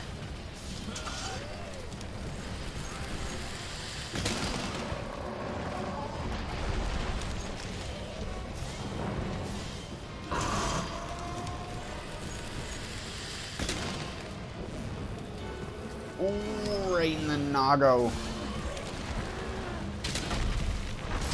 Oh fuck, I didn't have any staminars. No nars, dude. We're going for this. Oh yeah.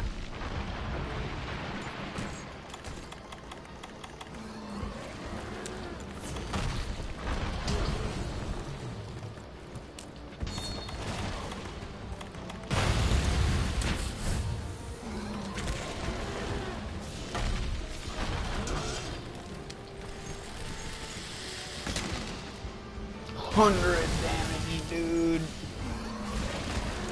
Suck them nars.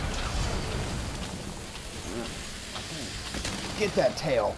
Oh my goodness, give me that tail in one shot.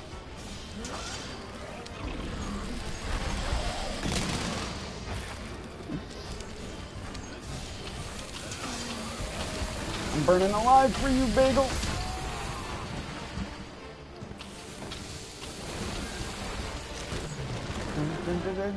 He does have the best theme music in the game, though.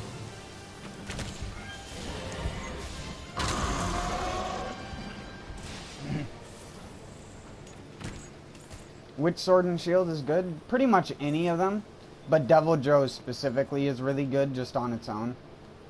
You don't need anything to make it good, just it by itself will hit for like 30 to 50 damage consistently if you have handicraft. Other good ones are the one that they just added with the Lunastra update, Styx specifically, the Xeno'jiva one. I keep trying to sharpen my bow. This tiny little Rathalos is getting bombed.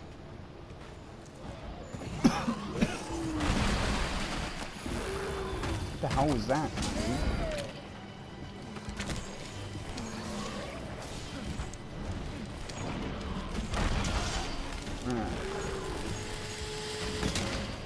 Oh, that one was... We crooked that one.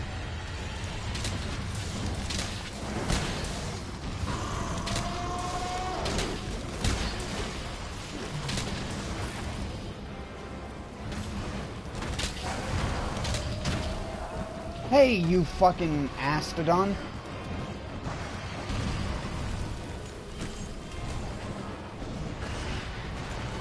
You better run, bud.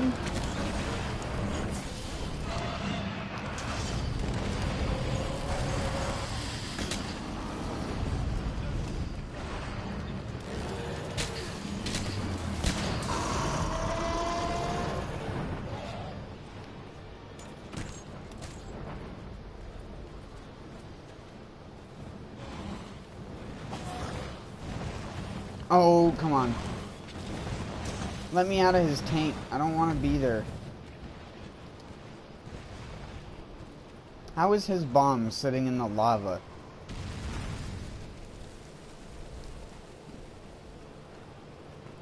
Another one that's just good right off the bat, if you can't get any of the other ones, is Nergigantes. it hits for just good base damage in the same limelight that Devil Joe's does. It's just slightly worse than Devil Joe if you have the skills to get 3 out of 3 weakness exploit and other means of affinity boosting. Oh boy.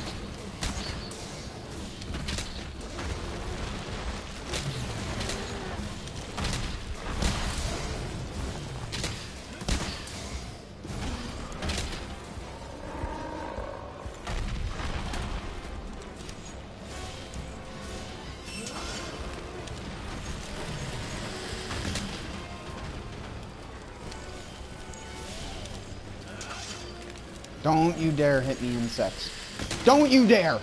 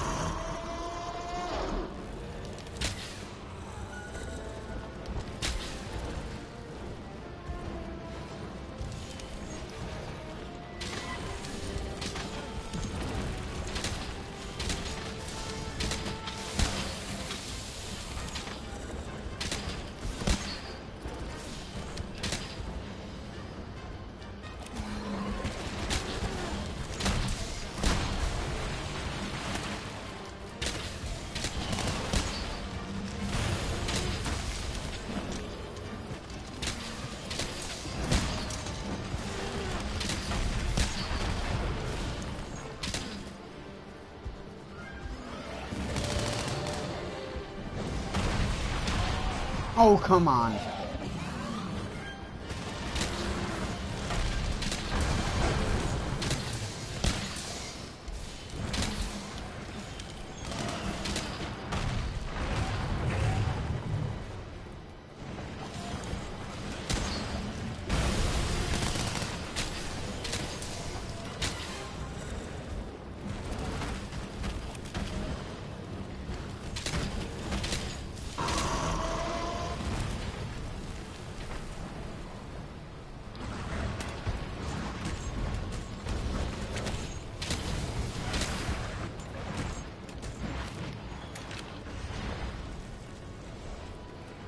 I wanted the crystal burst.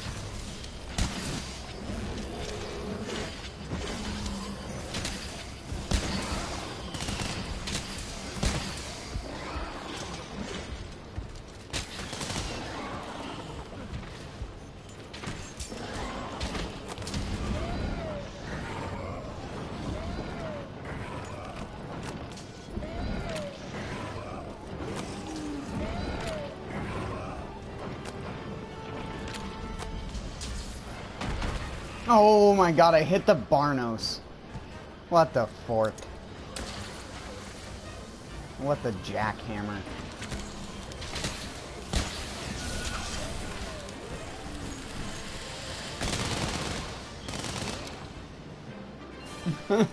We were about to kill him too.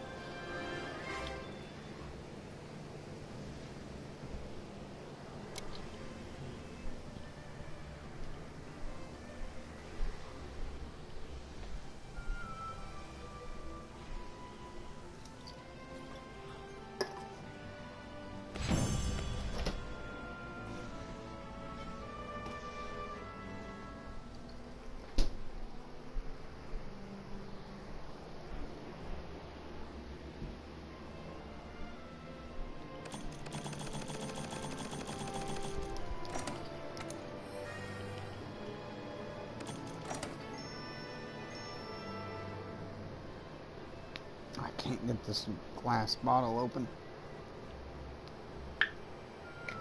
There we go.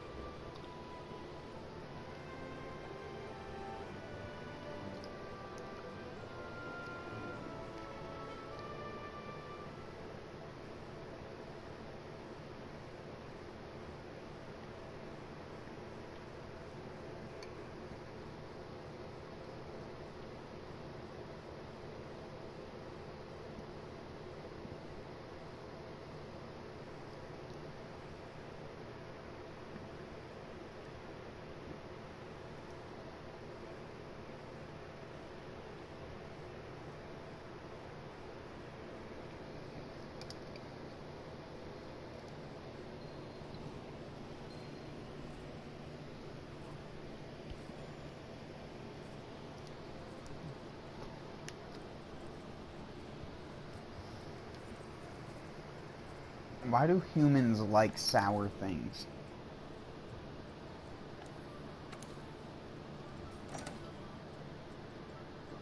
Like, I don't see animals sucking on lemons. In fact, that's the reason that they take so long to decay. Because they're basically, like, preservative. Just in and of itself, it is a preservative.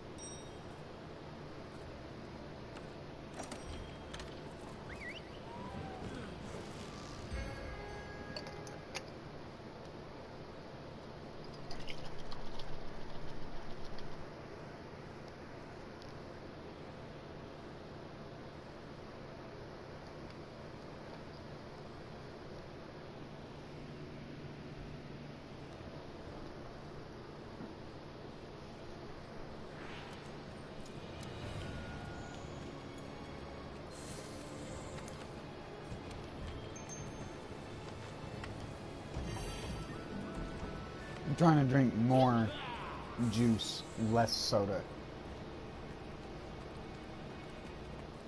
But I only like juices that are tart, so it limits me. Things like cranberry juice, I love that. I love it when it has not as much water in it as well. I also love craisins and stuff like that.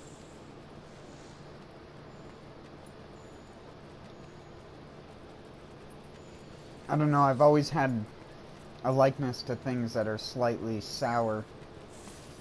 But I also like things that are sweet, but it's a specific type of sweetness that I like.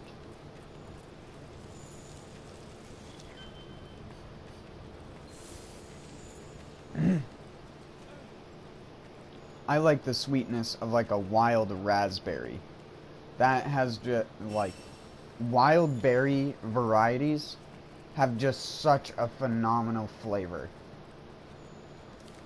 But it's so hard to grow them in masses and have them keep that flavor, because a lot of what gives them that really rich flavor that they get out in the wild is growing in the wild around other things that are dying and put different things back into the soil.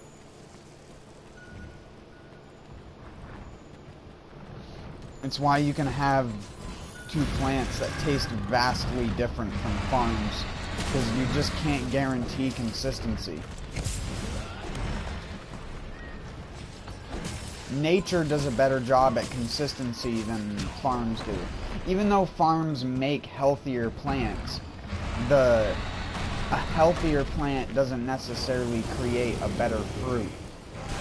Or a fruit that's bred to produce more fruit doesn't create a better tasting fruit, which is what a lot of our modern fruits have been bred for. Like strawberries. They were bred for size and for taste at the same time. Because wild North American strawberries are actually very tiny, but way more delicious than any of the medium-sized strawberries that you can get.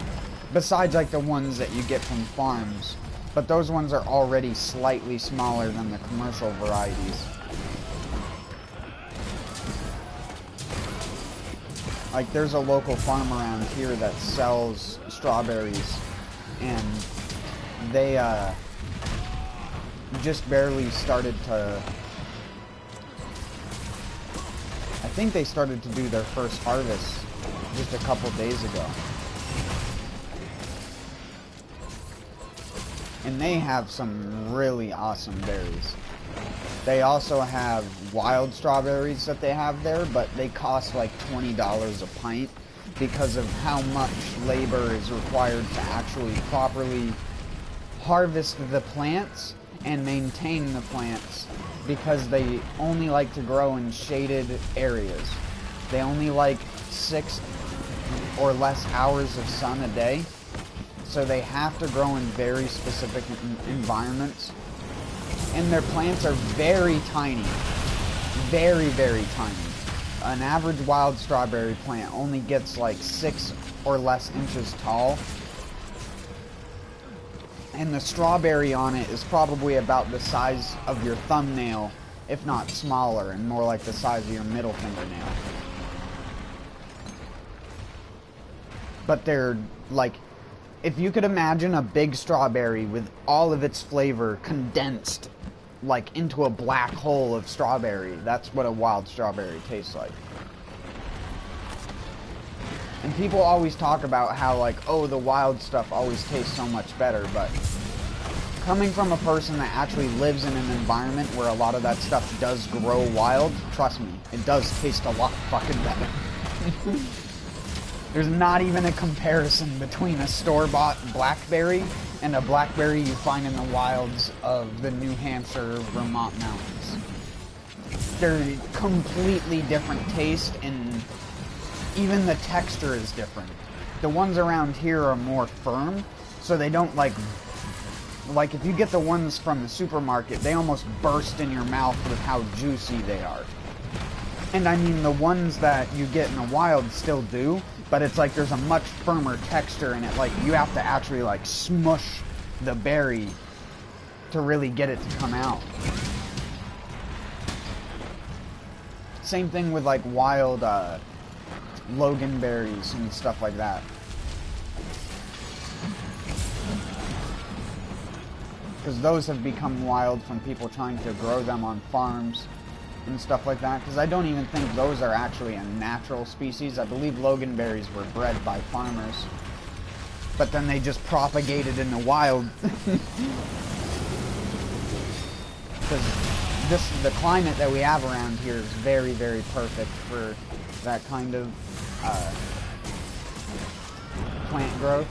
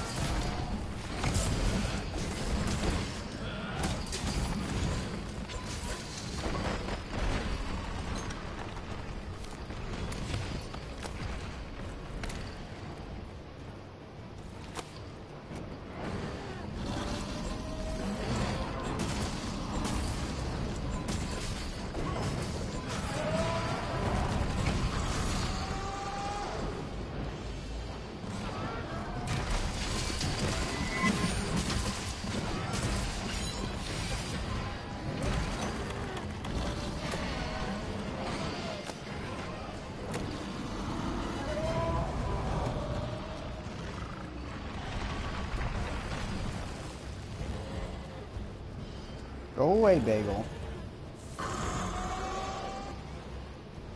No, you don't go to the zone that we need to go to, you dick. And that's why you don't dung pot them in the zone. I tell people not to do that, and that's why I always say, do as I say, not as I do.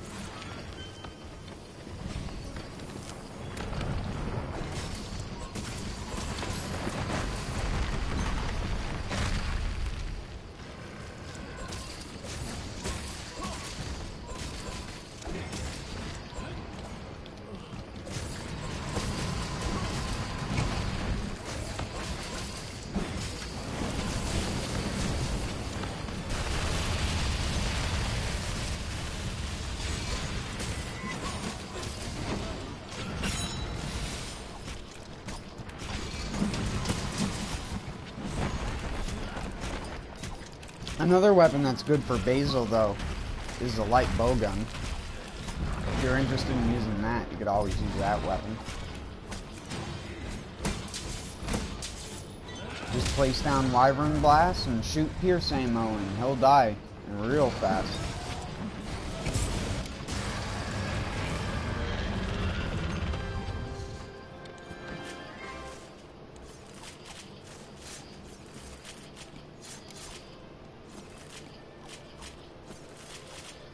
Also, if you didn't know, you can cancel the ending cutscene, or not cutscene, the ending cinematic camera that pans around the dying monster by just pressing the options button.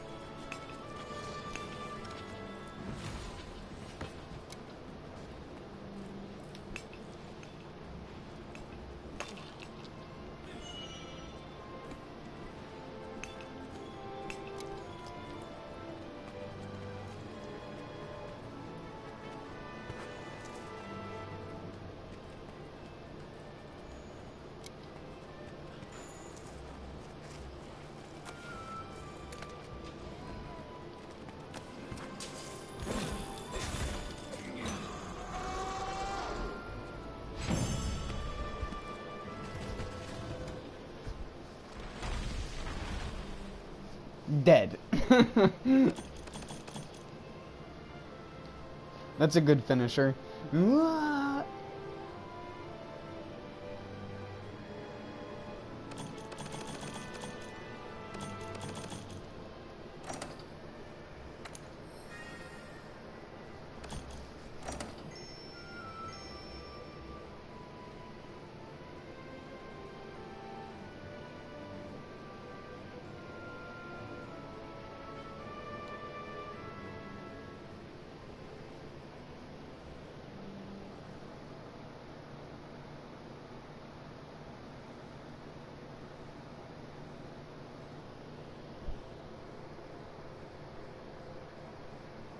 I need to do quests in the Coral Highlands.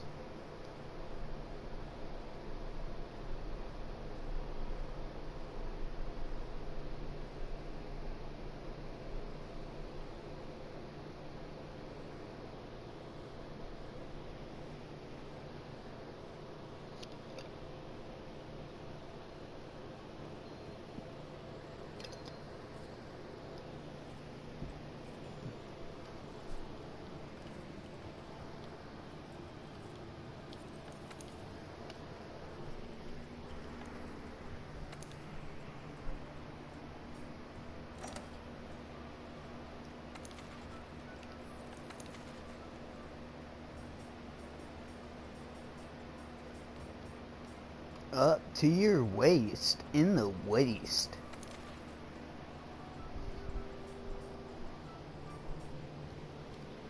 Hunt Tsutsuyaku, etc.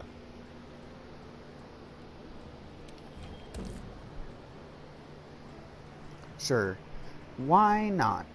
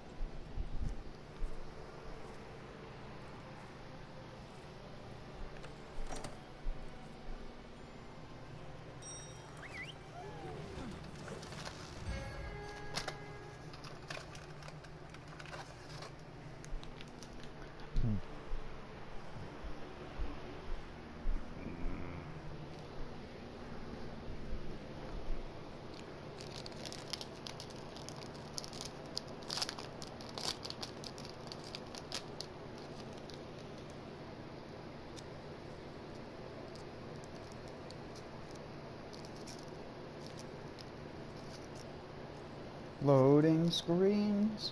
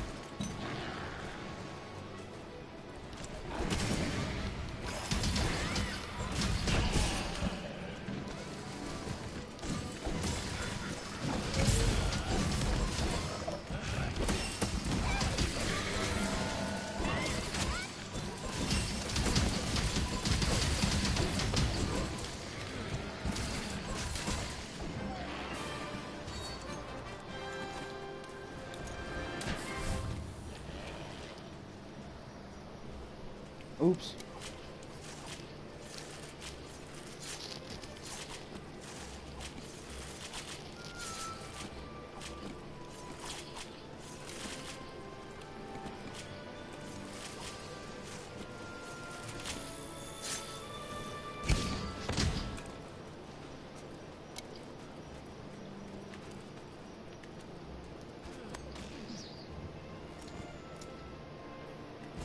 Wow, good job, kiddo.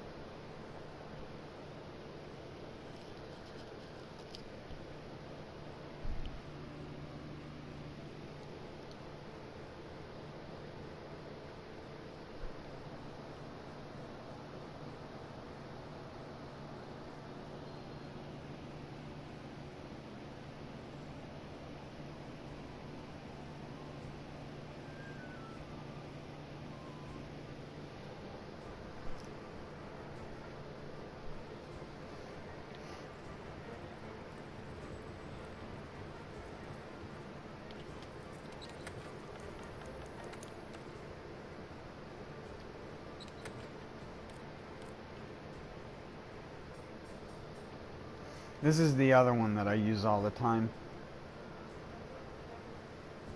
For like Valhazak and stuff like that. I also use, where is that? Gas. You got gas?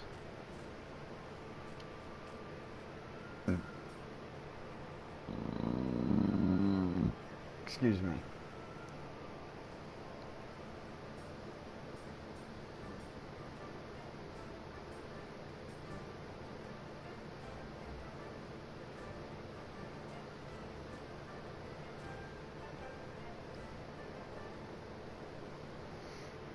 No, I haven't used one of my blast builds in so long.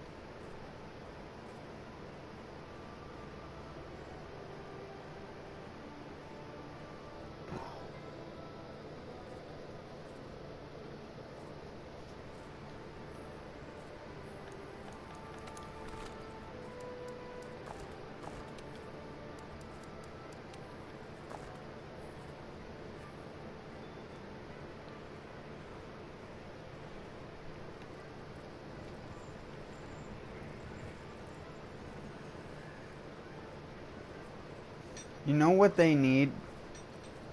Out of all the things to be added as quality of life updates, I wish you could go like this, and just hit one button and unequip every single fucking decoration that's equipped into gear. Because if you want to see all of your decorations in the melding list, you have to go through and do this.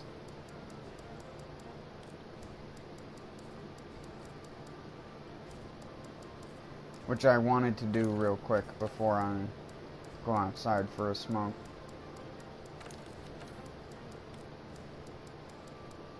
Don't worry, I've done this so many times it doesn't take me very long.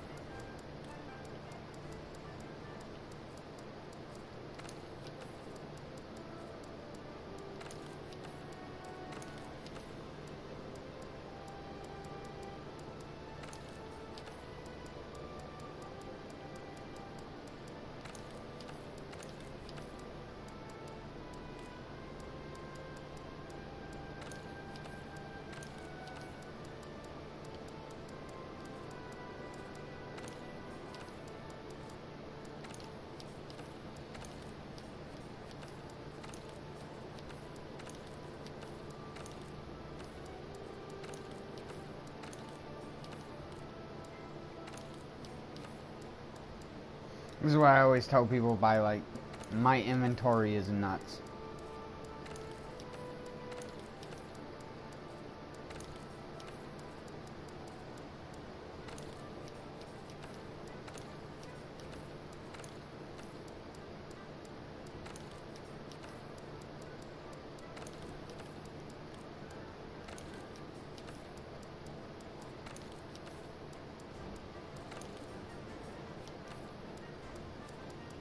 We're getting almost to the end of it.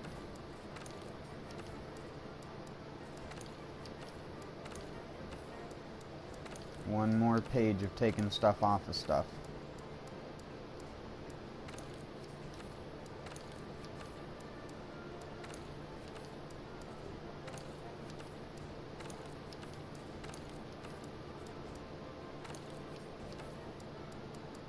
Did I forget any?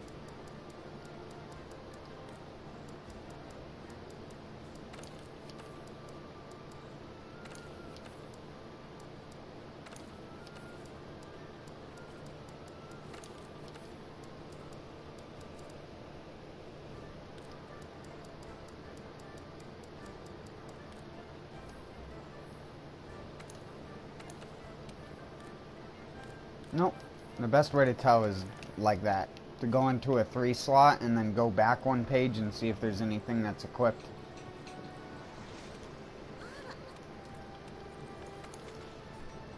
Oops. Yeah, don't waste your time with those.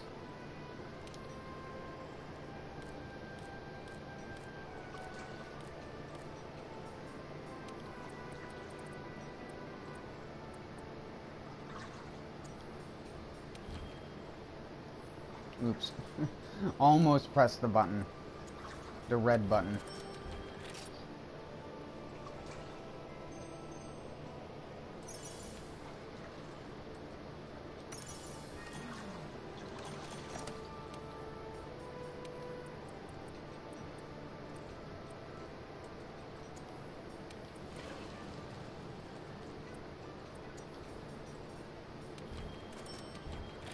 Just got to get rid of the bulk, because what happens is I end up putting so many of the same gems on different armor.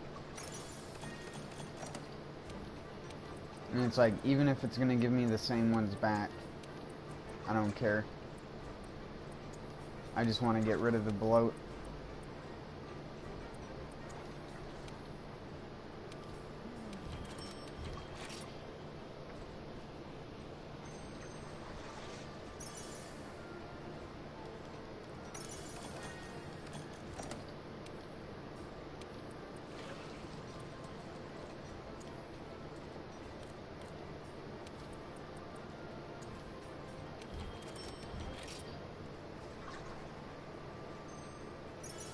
Whoops.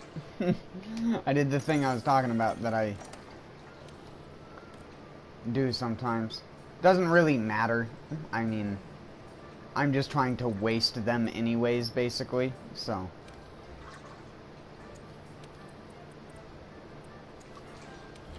There we go. Use a sharp jewel, because people totally don't need those, right?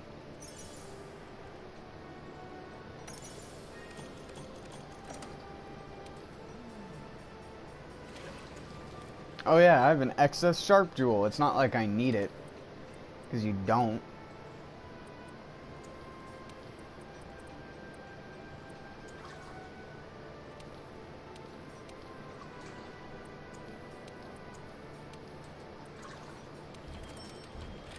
It's amazing I haven't gotten any water resistance jewels since the last time I melded.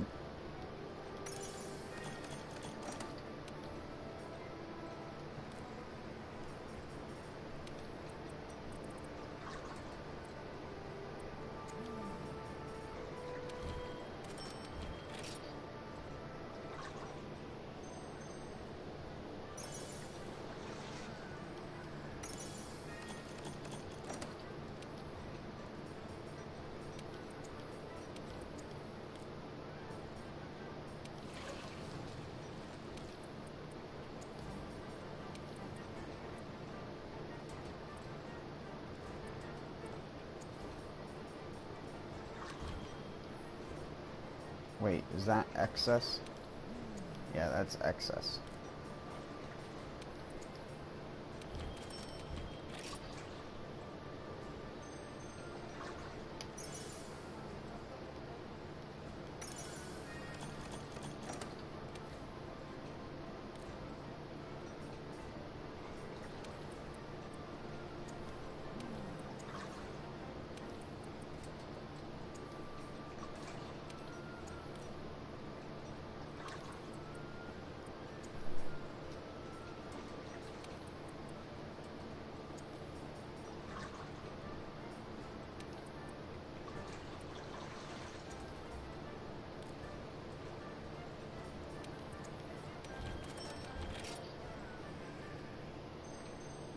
Sorry, I know it's not very entertaining, but I was getting so annoyed looking at the amount of excess gems I had.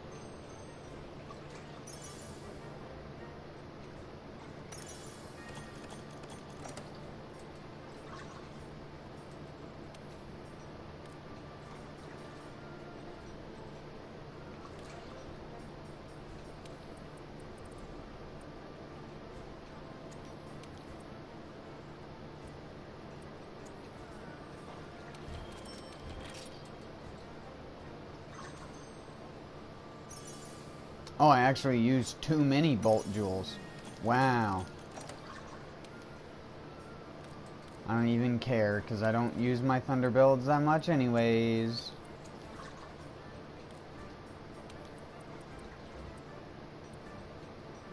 Just get rid of them.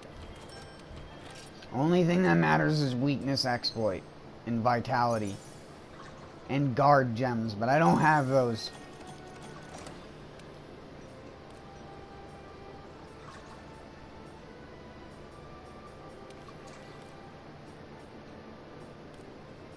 I'll get 20 more bolt gems before I get the things that I want, so.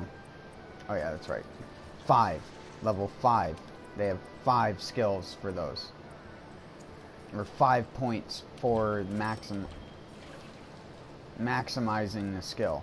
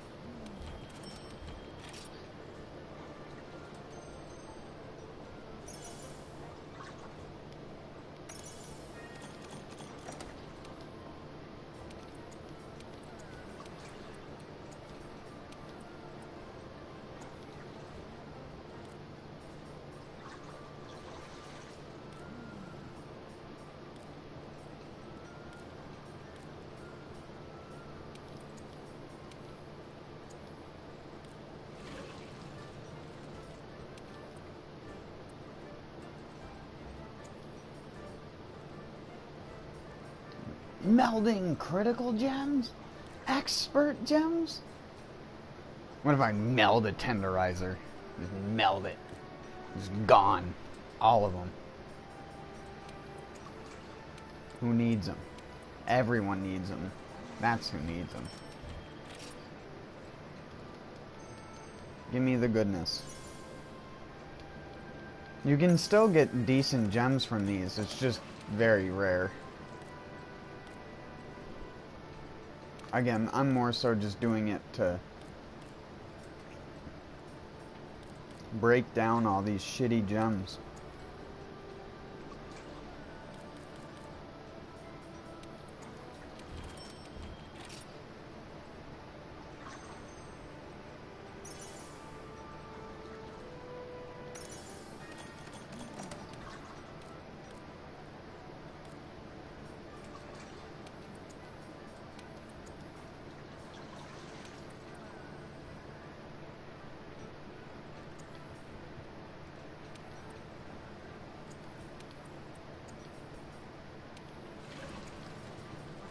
Smoke weed every day, day. Every day. Day.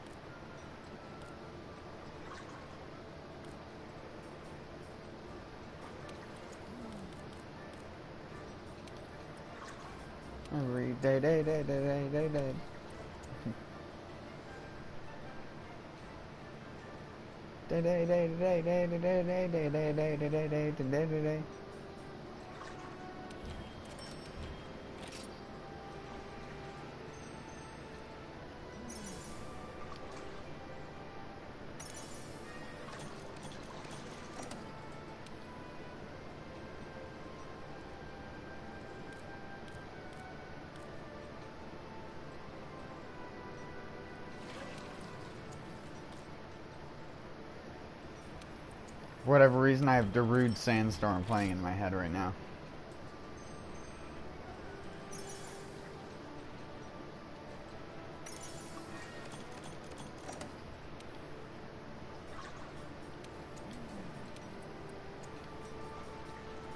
And now I have Bittersweet Symphony by The Verve.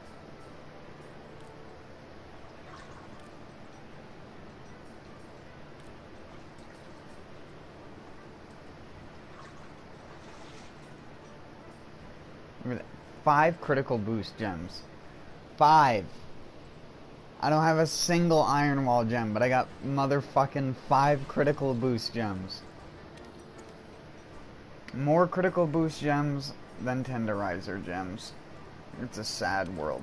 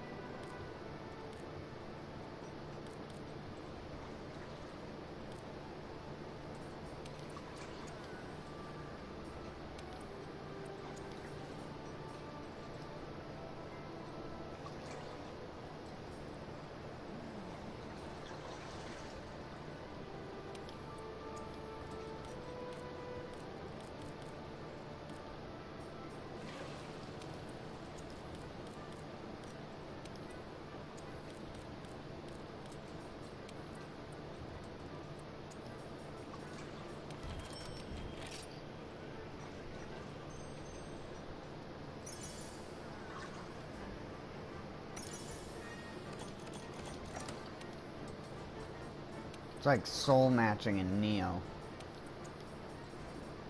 Every game has something like this, where it's just incredibly boring to watch.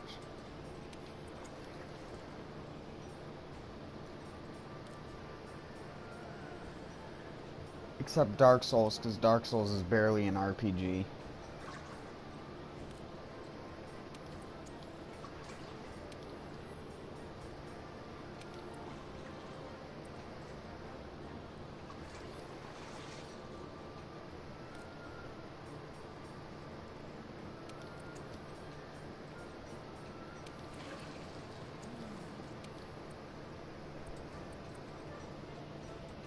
It's sort of the reason that I'm not that excited for Sekiro, because I'm like, well, that's going to be a game like Bloodborne, where the RPG aspect is like thrown in the dumpster for like all the action element only to have like one weapon and no PvP.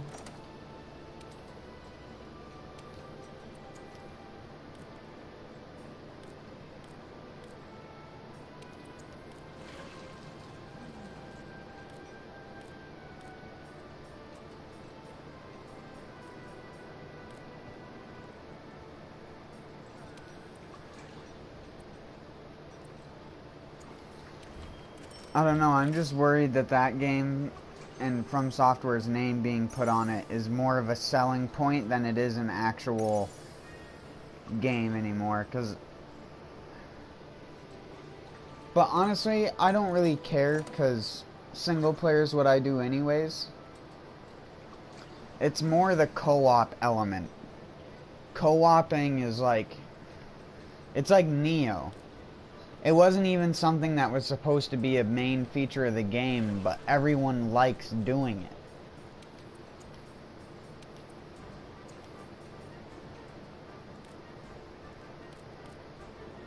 I don't know.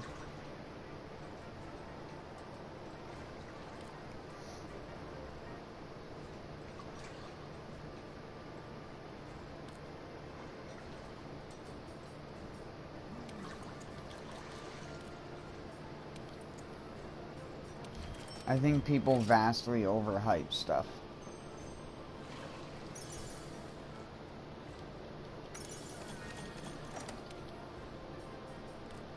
When it's not even known if it's actually good or not.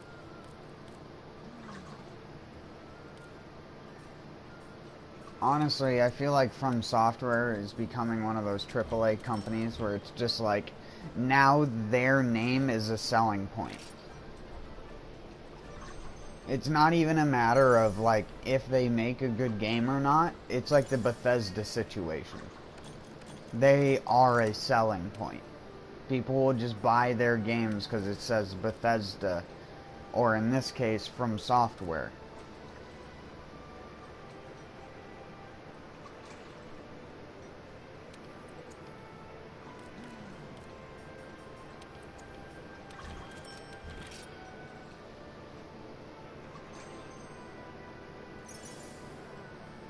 I honestly think Neo 2 will vastly outlast both of those games. Both Tsushima and Sekiro. Shadows die twice because everything we make is about dying. Don't you want to die?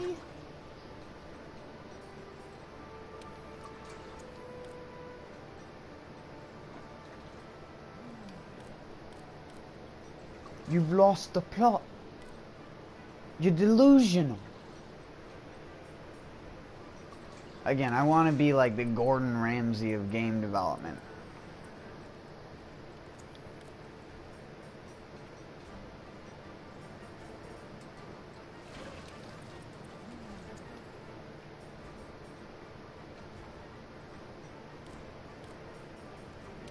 It's fucking raw.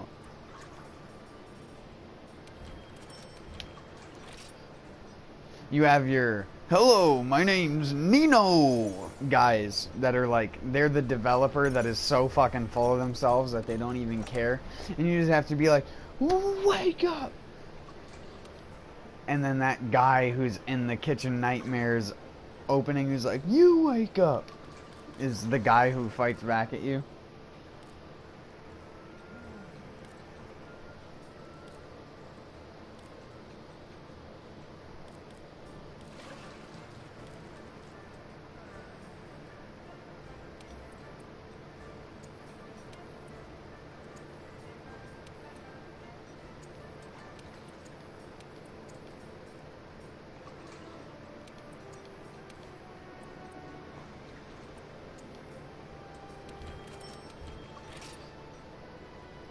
How you gonna release a game like this? It's a fucking disaster.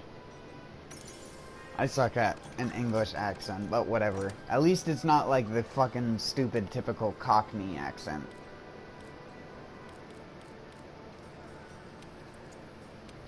You fucking what, mate? Away! Away! The only thing I can do is the Bloodborne enemy.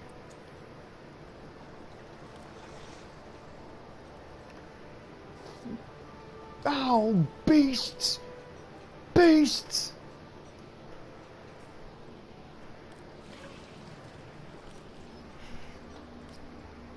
I always loved those guys. What would you know? The fucking beggar turns into the abhorrent beast. I never asked for this.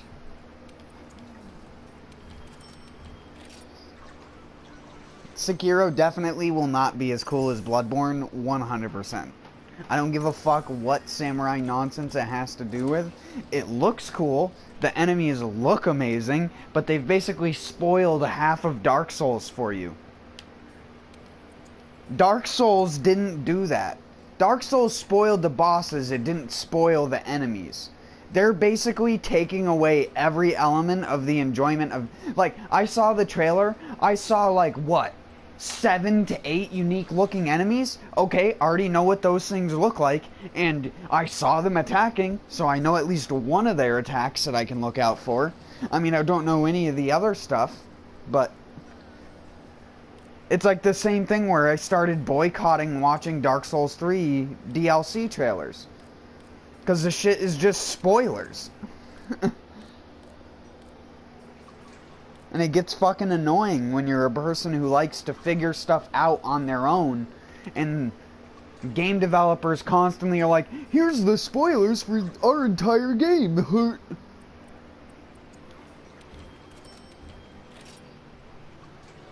I mean, you're still gonna play it for like shitty, off-written stories that people think are good. Because it's Dark Souls. And that guy, Vadiavidia, can make anything sound very deep, even though the literal entire game can be summed up by saying, this egg lady sort of was creating an illusion and nothing really ever existed to exist, and the fact that you're even allowed to exist in that alternate timeline while everything else was not existing during that. It's just, again, time is convoluted. It's the only statement you need to explain Dark Souls. Dark Souls. Dark Souls lore. Dark Souls will literally give you sores in your mouth trying to explain the fucking shitty lore that is in it. The characters have engaging story and stuff like that. The actual game in itself, like the blanket of the story, is literally just time is convoluted and stuff sort of just reset itself, and like Gwyn sort of like gave this power of eternal thing to protect Firelink Shrine, because like where you go in the Ring City after you fight the twin demon princes is like through the building that is Firelink Shrine from DS1, so it's like all linked together, dude. It's so deep. And it's just like, I don't know if kids nowadays even know what good writing is. Like, they'd probably read a book that was considered one of the best books in history, and they'd go like, what the fuck is this? Because they don't know what fucking writing is. Dark Souls has shitty story arc. It has great character plot, though. And those are two very different things. And I think people cross-pollinate those things way too much when, honestly, Dark Souls has shitty story. It just does. 90% of the things in the game don't make sense and or are contradictory to one thing or another. Just the premise of everyone is a pygmy, but somehow you're a special pygmy that just possesses the ability to consume souls because you have humanity or whatever, but you don't have humanity because you're hollow sometimes, so you... And it's just like, what? And then they threw that out the window in Dark Souls 3 where you're like, everything's ash and everything just, like, goes to nothingness. And it's all being held back by Gwyn's fucking daughter or whatever. The princess. That was seemingly only mentioned in one off text in DS1, and that's the only connection between the entire two games. I posted this in a comment on one of the videos ages ago. Well, not ages ago, but back when one of the trailers was released. And then I just barely, like, typed an almost exact similar comment on the Neo 2 trailer when everyone was doing the stupid comparisons to, oh, I didn't like Neo because, like, I prefer the Dark Souls thing and, like... I mean, I can accept the fact when people say, like, oh yeah, Neo didn't have that much enemy variety or blah blah blah. I can agree on those statements, but when they tell me that, like, the game gets boring after a while, I know they're the type of person that A, didn't key pulse, B, never changed stances, C, didn't use different weapons, and foremost and the final thing is didn't manage their inventory at all. Even though the game gives you 30,000 different options to manage your fucking inventory.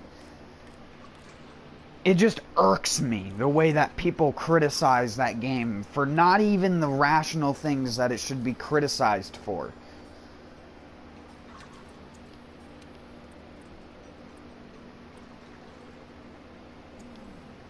It's garbage, dude. The Souls community is just... I mean, I hate saying it, but it is just trash. And then if you talk bad about it, the entire, like, thing, they jump on you like a fucking... If you say anything bad about a sports team surrounded by people who like that sports team, it's like that same thing where they just like, yeah, how dare you say that about you fucking Chargers? What are you talking about, my New York Yankees? Like, get a grip. Again, there needs to be a Gordon Ramsay of gaming. There just has to be.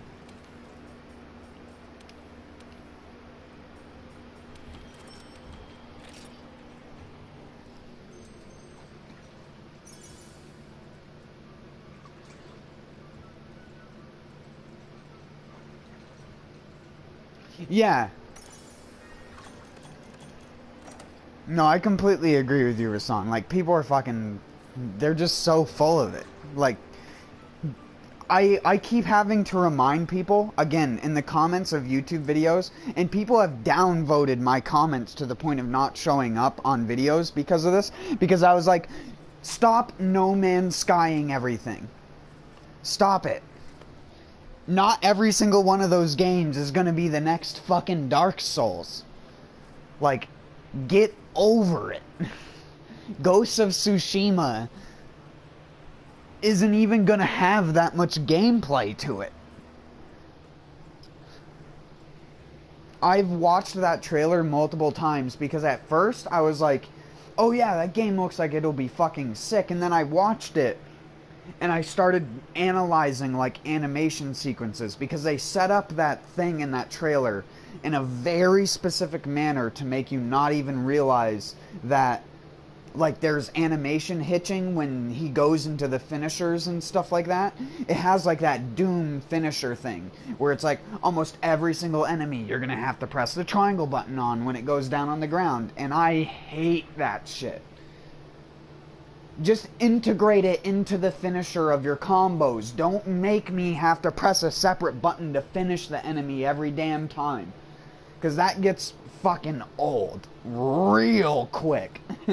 I don't want to play Batman the Samurai game where I'm just pushing a contextual parry button the entire fucking time. Because that's exactly what the shit looks like in action. It looks just like a constant non-stop parry button of a game. And that type of Batman Arkham Asylum type of game, I hate it. I just hate it.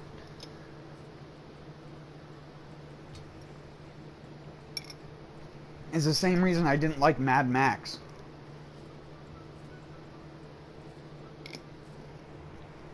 I just hate that gameplay, dude. It just gets so boring and so redundant the second you get good at it. You never get hit, and you hit every single person.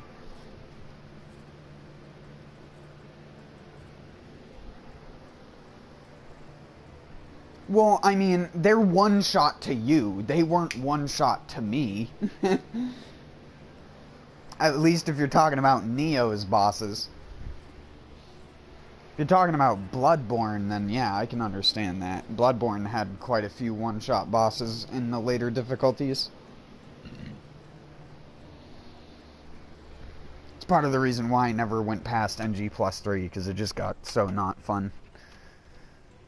Unless you have a character that's like 300 plus level.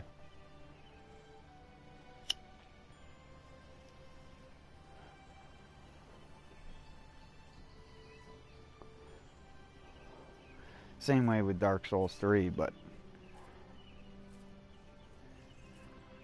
in Neo, again, being one-shot is all dependent upon what you wear. The only time I would get one-shot was by, like, Yukimura or anything like that, and that was only if he did that, like, slam attack and landed directly on me.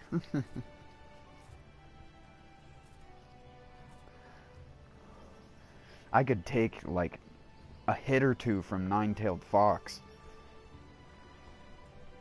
And that's, like, one of the worst ones in the game, in my opinion, just because of the way the mechanics of the fight work. Discord. Even though Discord doesn't really work on it, because it is Discord the monster. But, whatever. The problem I had with Neo was towards the end of the Abyss, where even my modern upgraded armor couldn't survive multiple hits. I could survive one hit. One good melee hit. That was about it.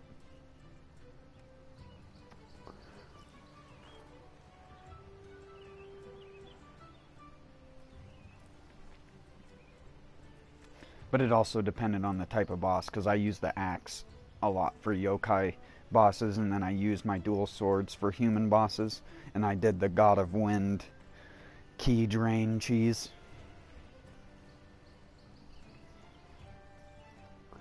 Do the God of Wind to make them do that pop back animation, and then you just start spamming Sign of the Cross, and you just knock them over and then cheese them from behind.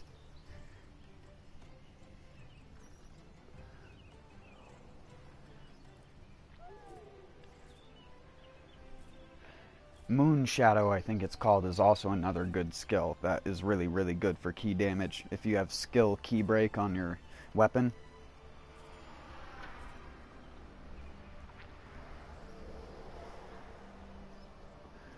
Skill key break is so good for Sign of the Cross, God of Wind, and that cheese.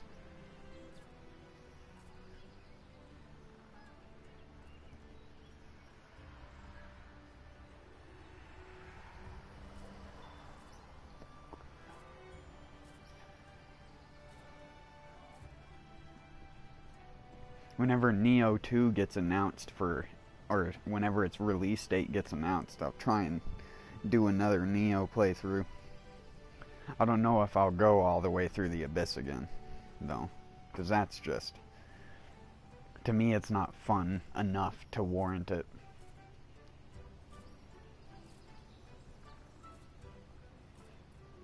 But I'll go through the game again, probably running my same build, though, just because I get so addicted to wearing heavy armor just due to the super armor of it. I tried doing this light armor thing in offline, and every single time I get tapped out of an attack by like a light damage attack, I just go like, yep, should have just been wearing heavy armor. That 200 toughness.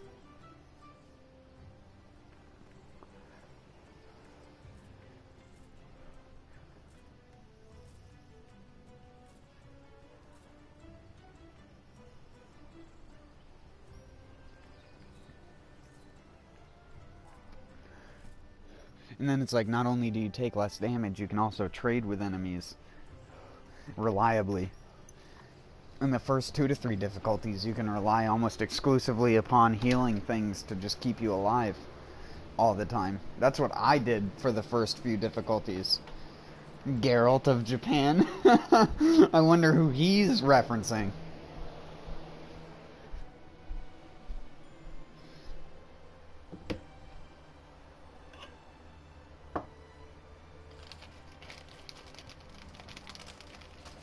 What's funny is Neo 2 probably isn't going to have a William type character who takes place in it.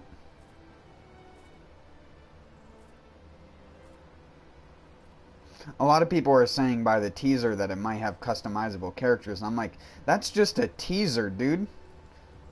It's just to get you excited about the fact that they're confirming that it exists. It ain't nothing about the fact that it's just some random dude turning into a yokai. We've seen that in the game before. Like I was saying to one of my other friends.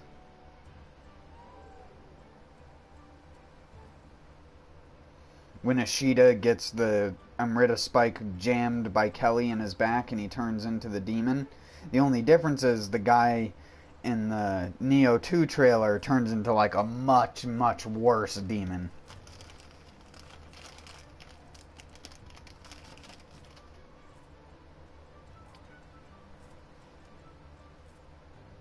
And then they had that same theme music and I was like, wow, I didn't expect to hear my theme that I've had on my PS4 in that trailer. I would have figured they would have like at least remixed it a little bit. But again, it's just a teaser. They don't want to show anything from the actual game because I guarantee you most of the game's just in a very early developmental phase. Probably just using the existing Neo engine that they had already built.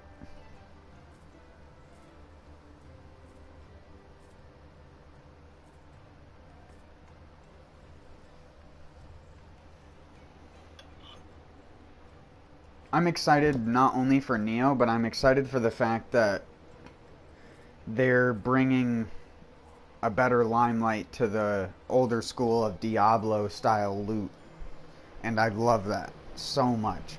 I hate modern loot systems like Destiny and shit like that, where it's just not rewarding at all when you kill an enemy and get a little colored orb that you have to then turn in to get your loot. I like my, instant gratification.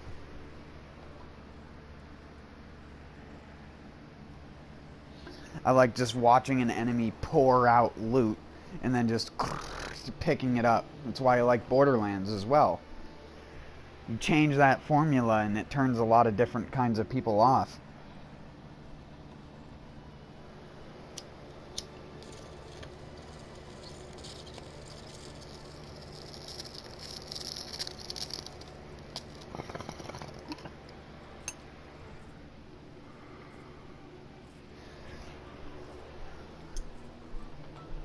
I like Neo for a good portion of the reason that I liked Borderlands. And I said that. If you go all the way back to my first playthrough of Neo, I say that multiple times, that half the reason I enjoy a lot of the systems in Neo is because they're reminiscent of systems from Borderlands.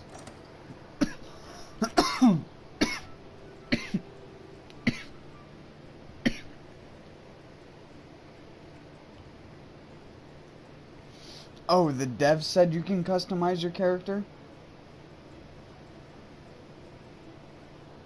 Oh, shit.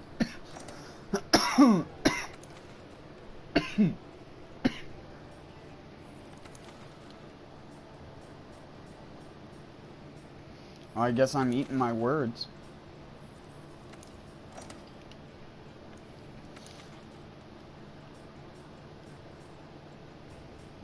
Is it going to be like Dark Souls level of customization or Monster Hunter level of customization? Because if it's Dark Souls level, I'll sit here on the first episode of my stream for probably 2 to 3 hours creating my face. I did it in Bloodborne.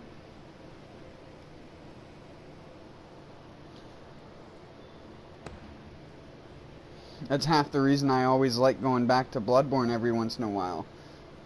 Is because Bloodborne has the best character that looks like me. Like, my character in Bloodborne looks almost exactly like me in real life. Like, it's like I face scanned my face onto that character. The only difference is my Bloodborne character has a slightly flatter and pudgier nose than I do. I have a more bulbous and small nose. But that's it. And even if you put like a picture of me side by side, that's like one of the only facial details you can tell. Because I even managed to get my uneven laugh lines in the same places. So like my character has uneven laugh lines where like one is slightly lower than another and stuff like that. Because that's how my face is. Like I have very pronounced laugh lines on one side and then like lesser pronounced on the other side.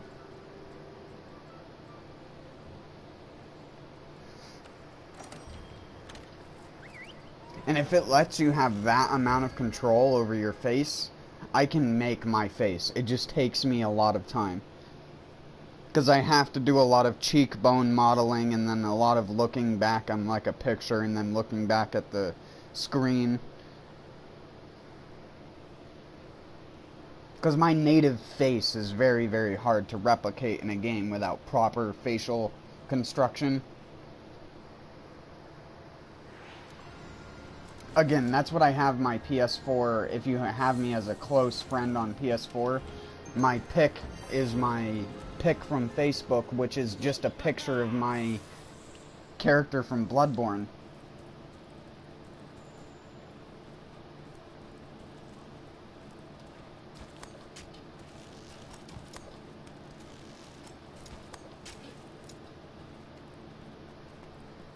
Because I always look like shit with, like, bags underneath my eyes and stuff like that. And my Bloodborne character just looks like a healthy version of me. So I just was like, I'm just going to use that picture of me.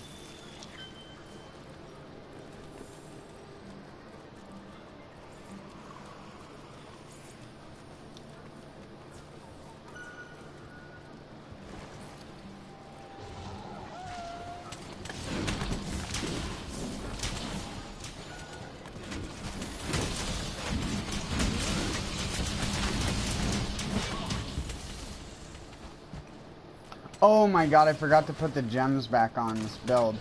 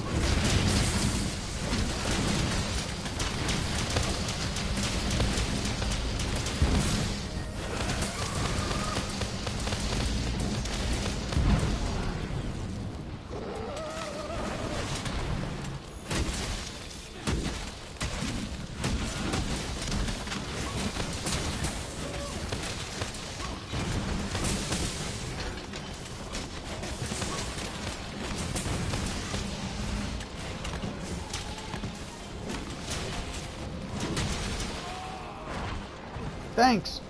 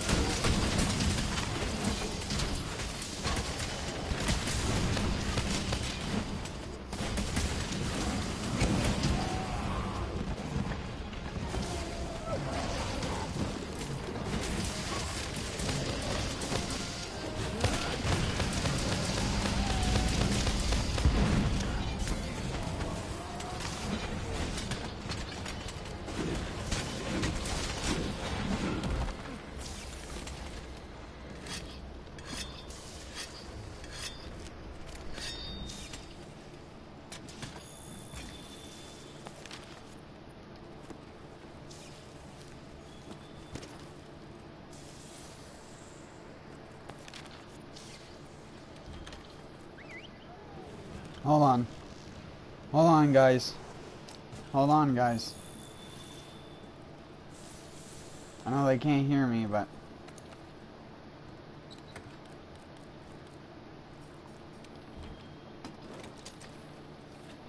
There we go.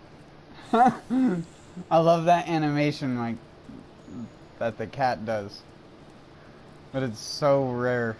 And I almost never get to actually watch it.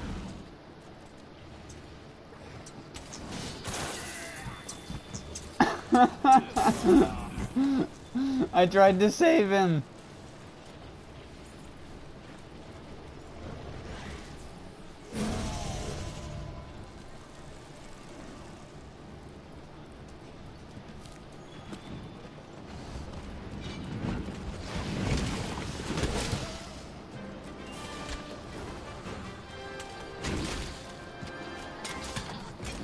Why the fuck was he here?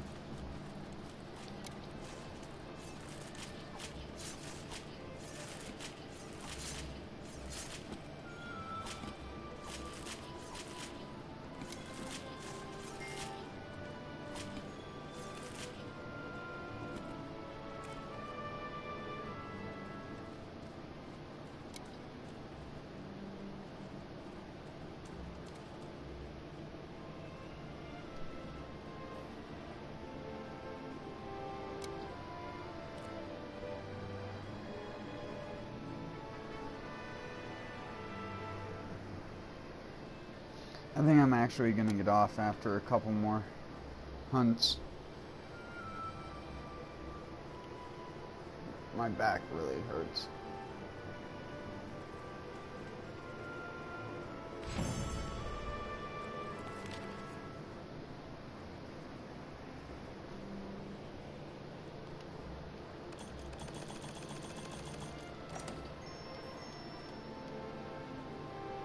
Huh. He aced. He got the ace. Congrats to Kevin. You did it.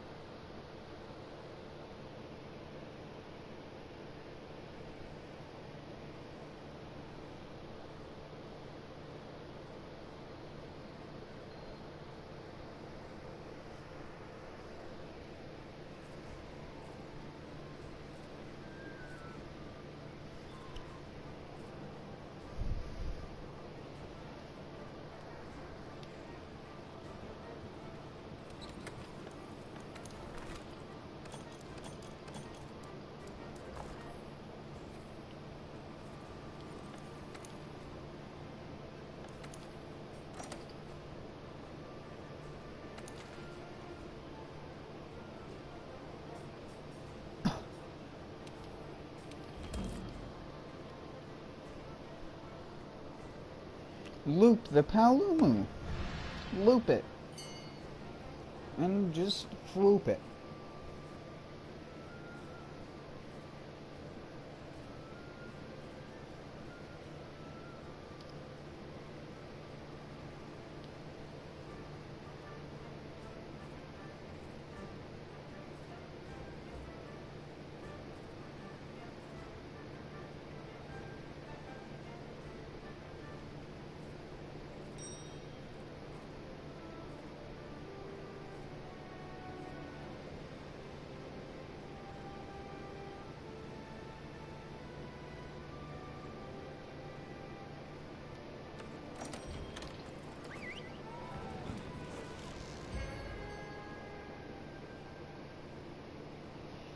But you said use yokai powers. So, I wonder if that's going to involve your weapon type, or if that's going to be like something not to do with the weapon that you're using.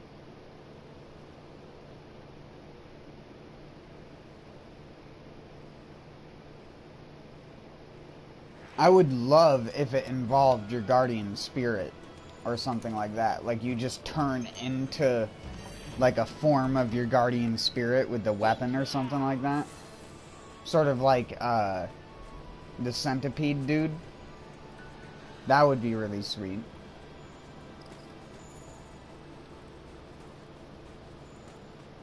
But they're not yokai, so guardian spirits aren't anyways.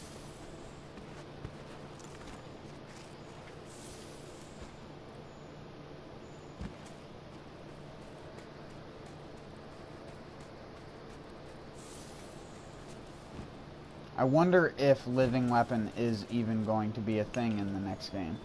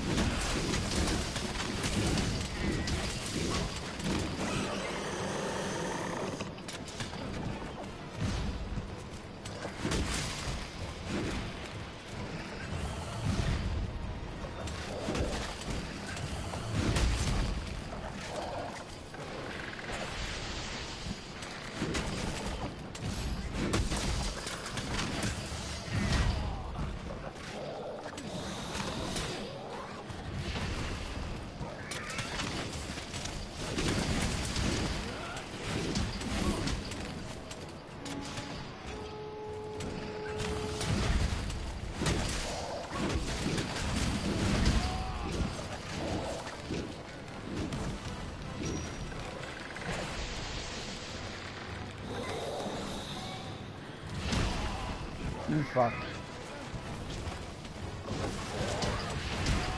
You double fuck.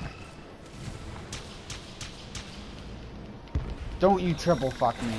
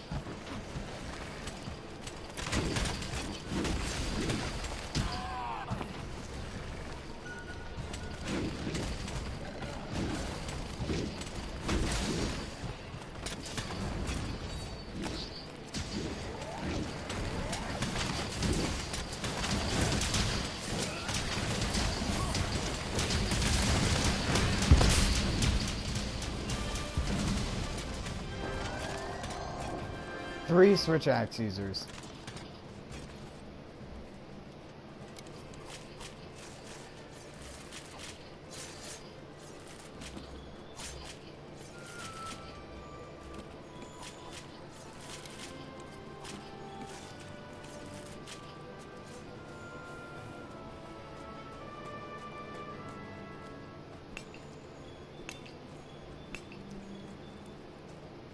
No, I need the coral crystal, you pleb.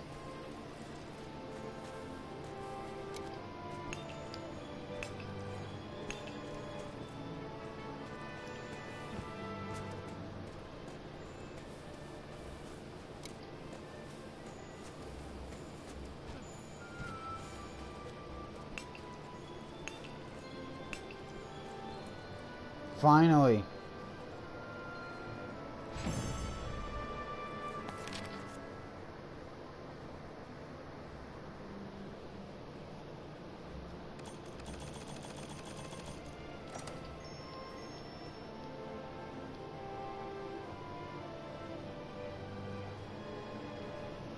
I caused 9 blast procs.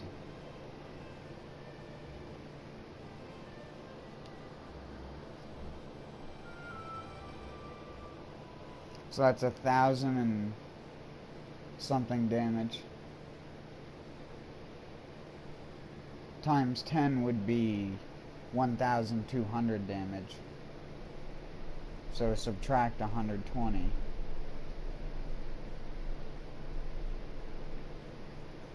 Be 1,080.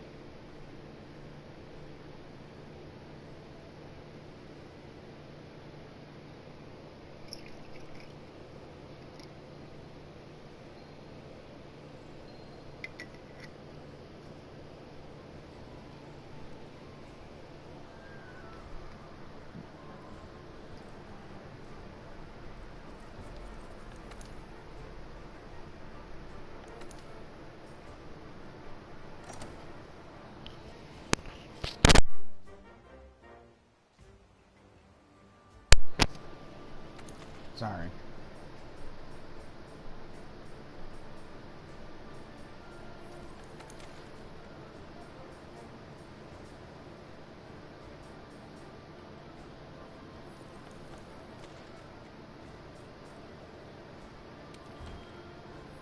I don't even like doing that quest. Wet, wet. Wet, wet, wet, wet. Wet, wet, wet, wet, wet.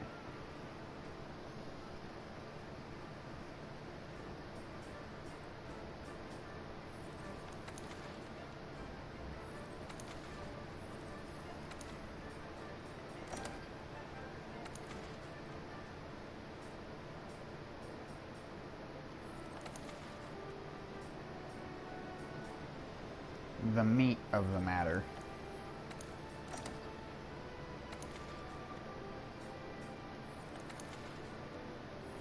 Getting yoked.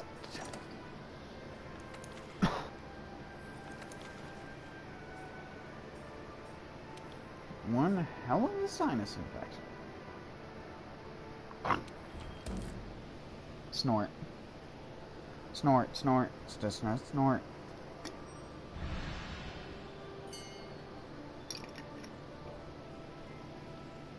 Pork, pork, pork, pork.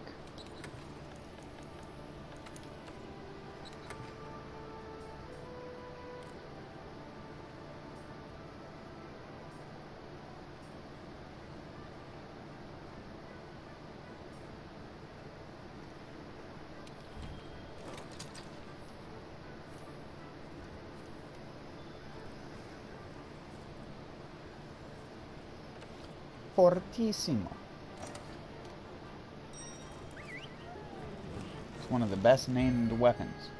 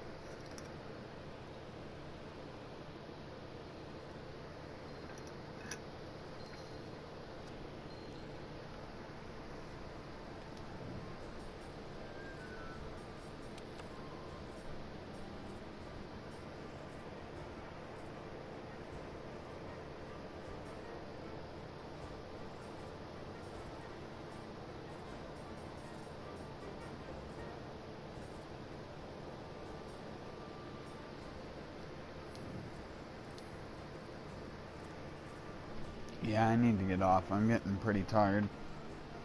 It's getting hard for me to even want to talk, which is normally when I stop. It's normally when I go to sleep, so normally I'd like to play for a little bit longer after I go out for a smoke, but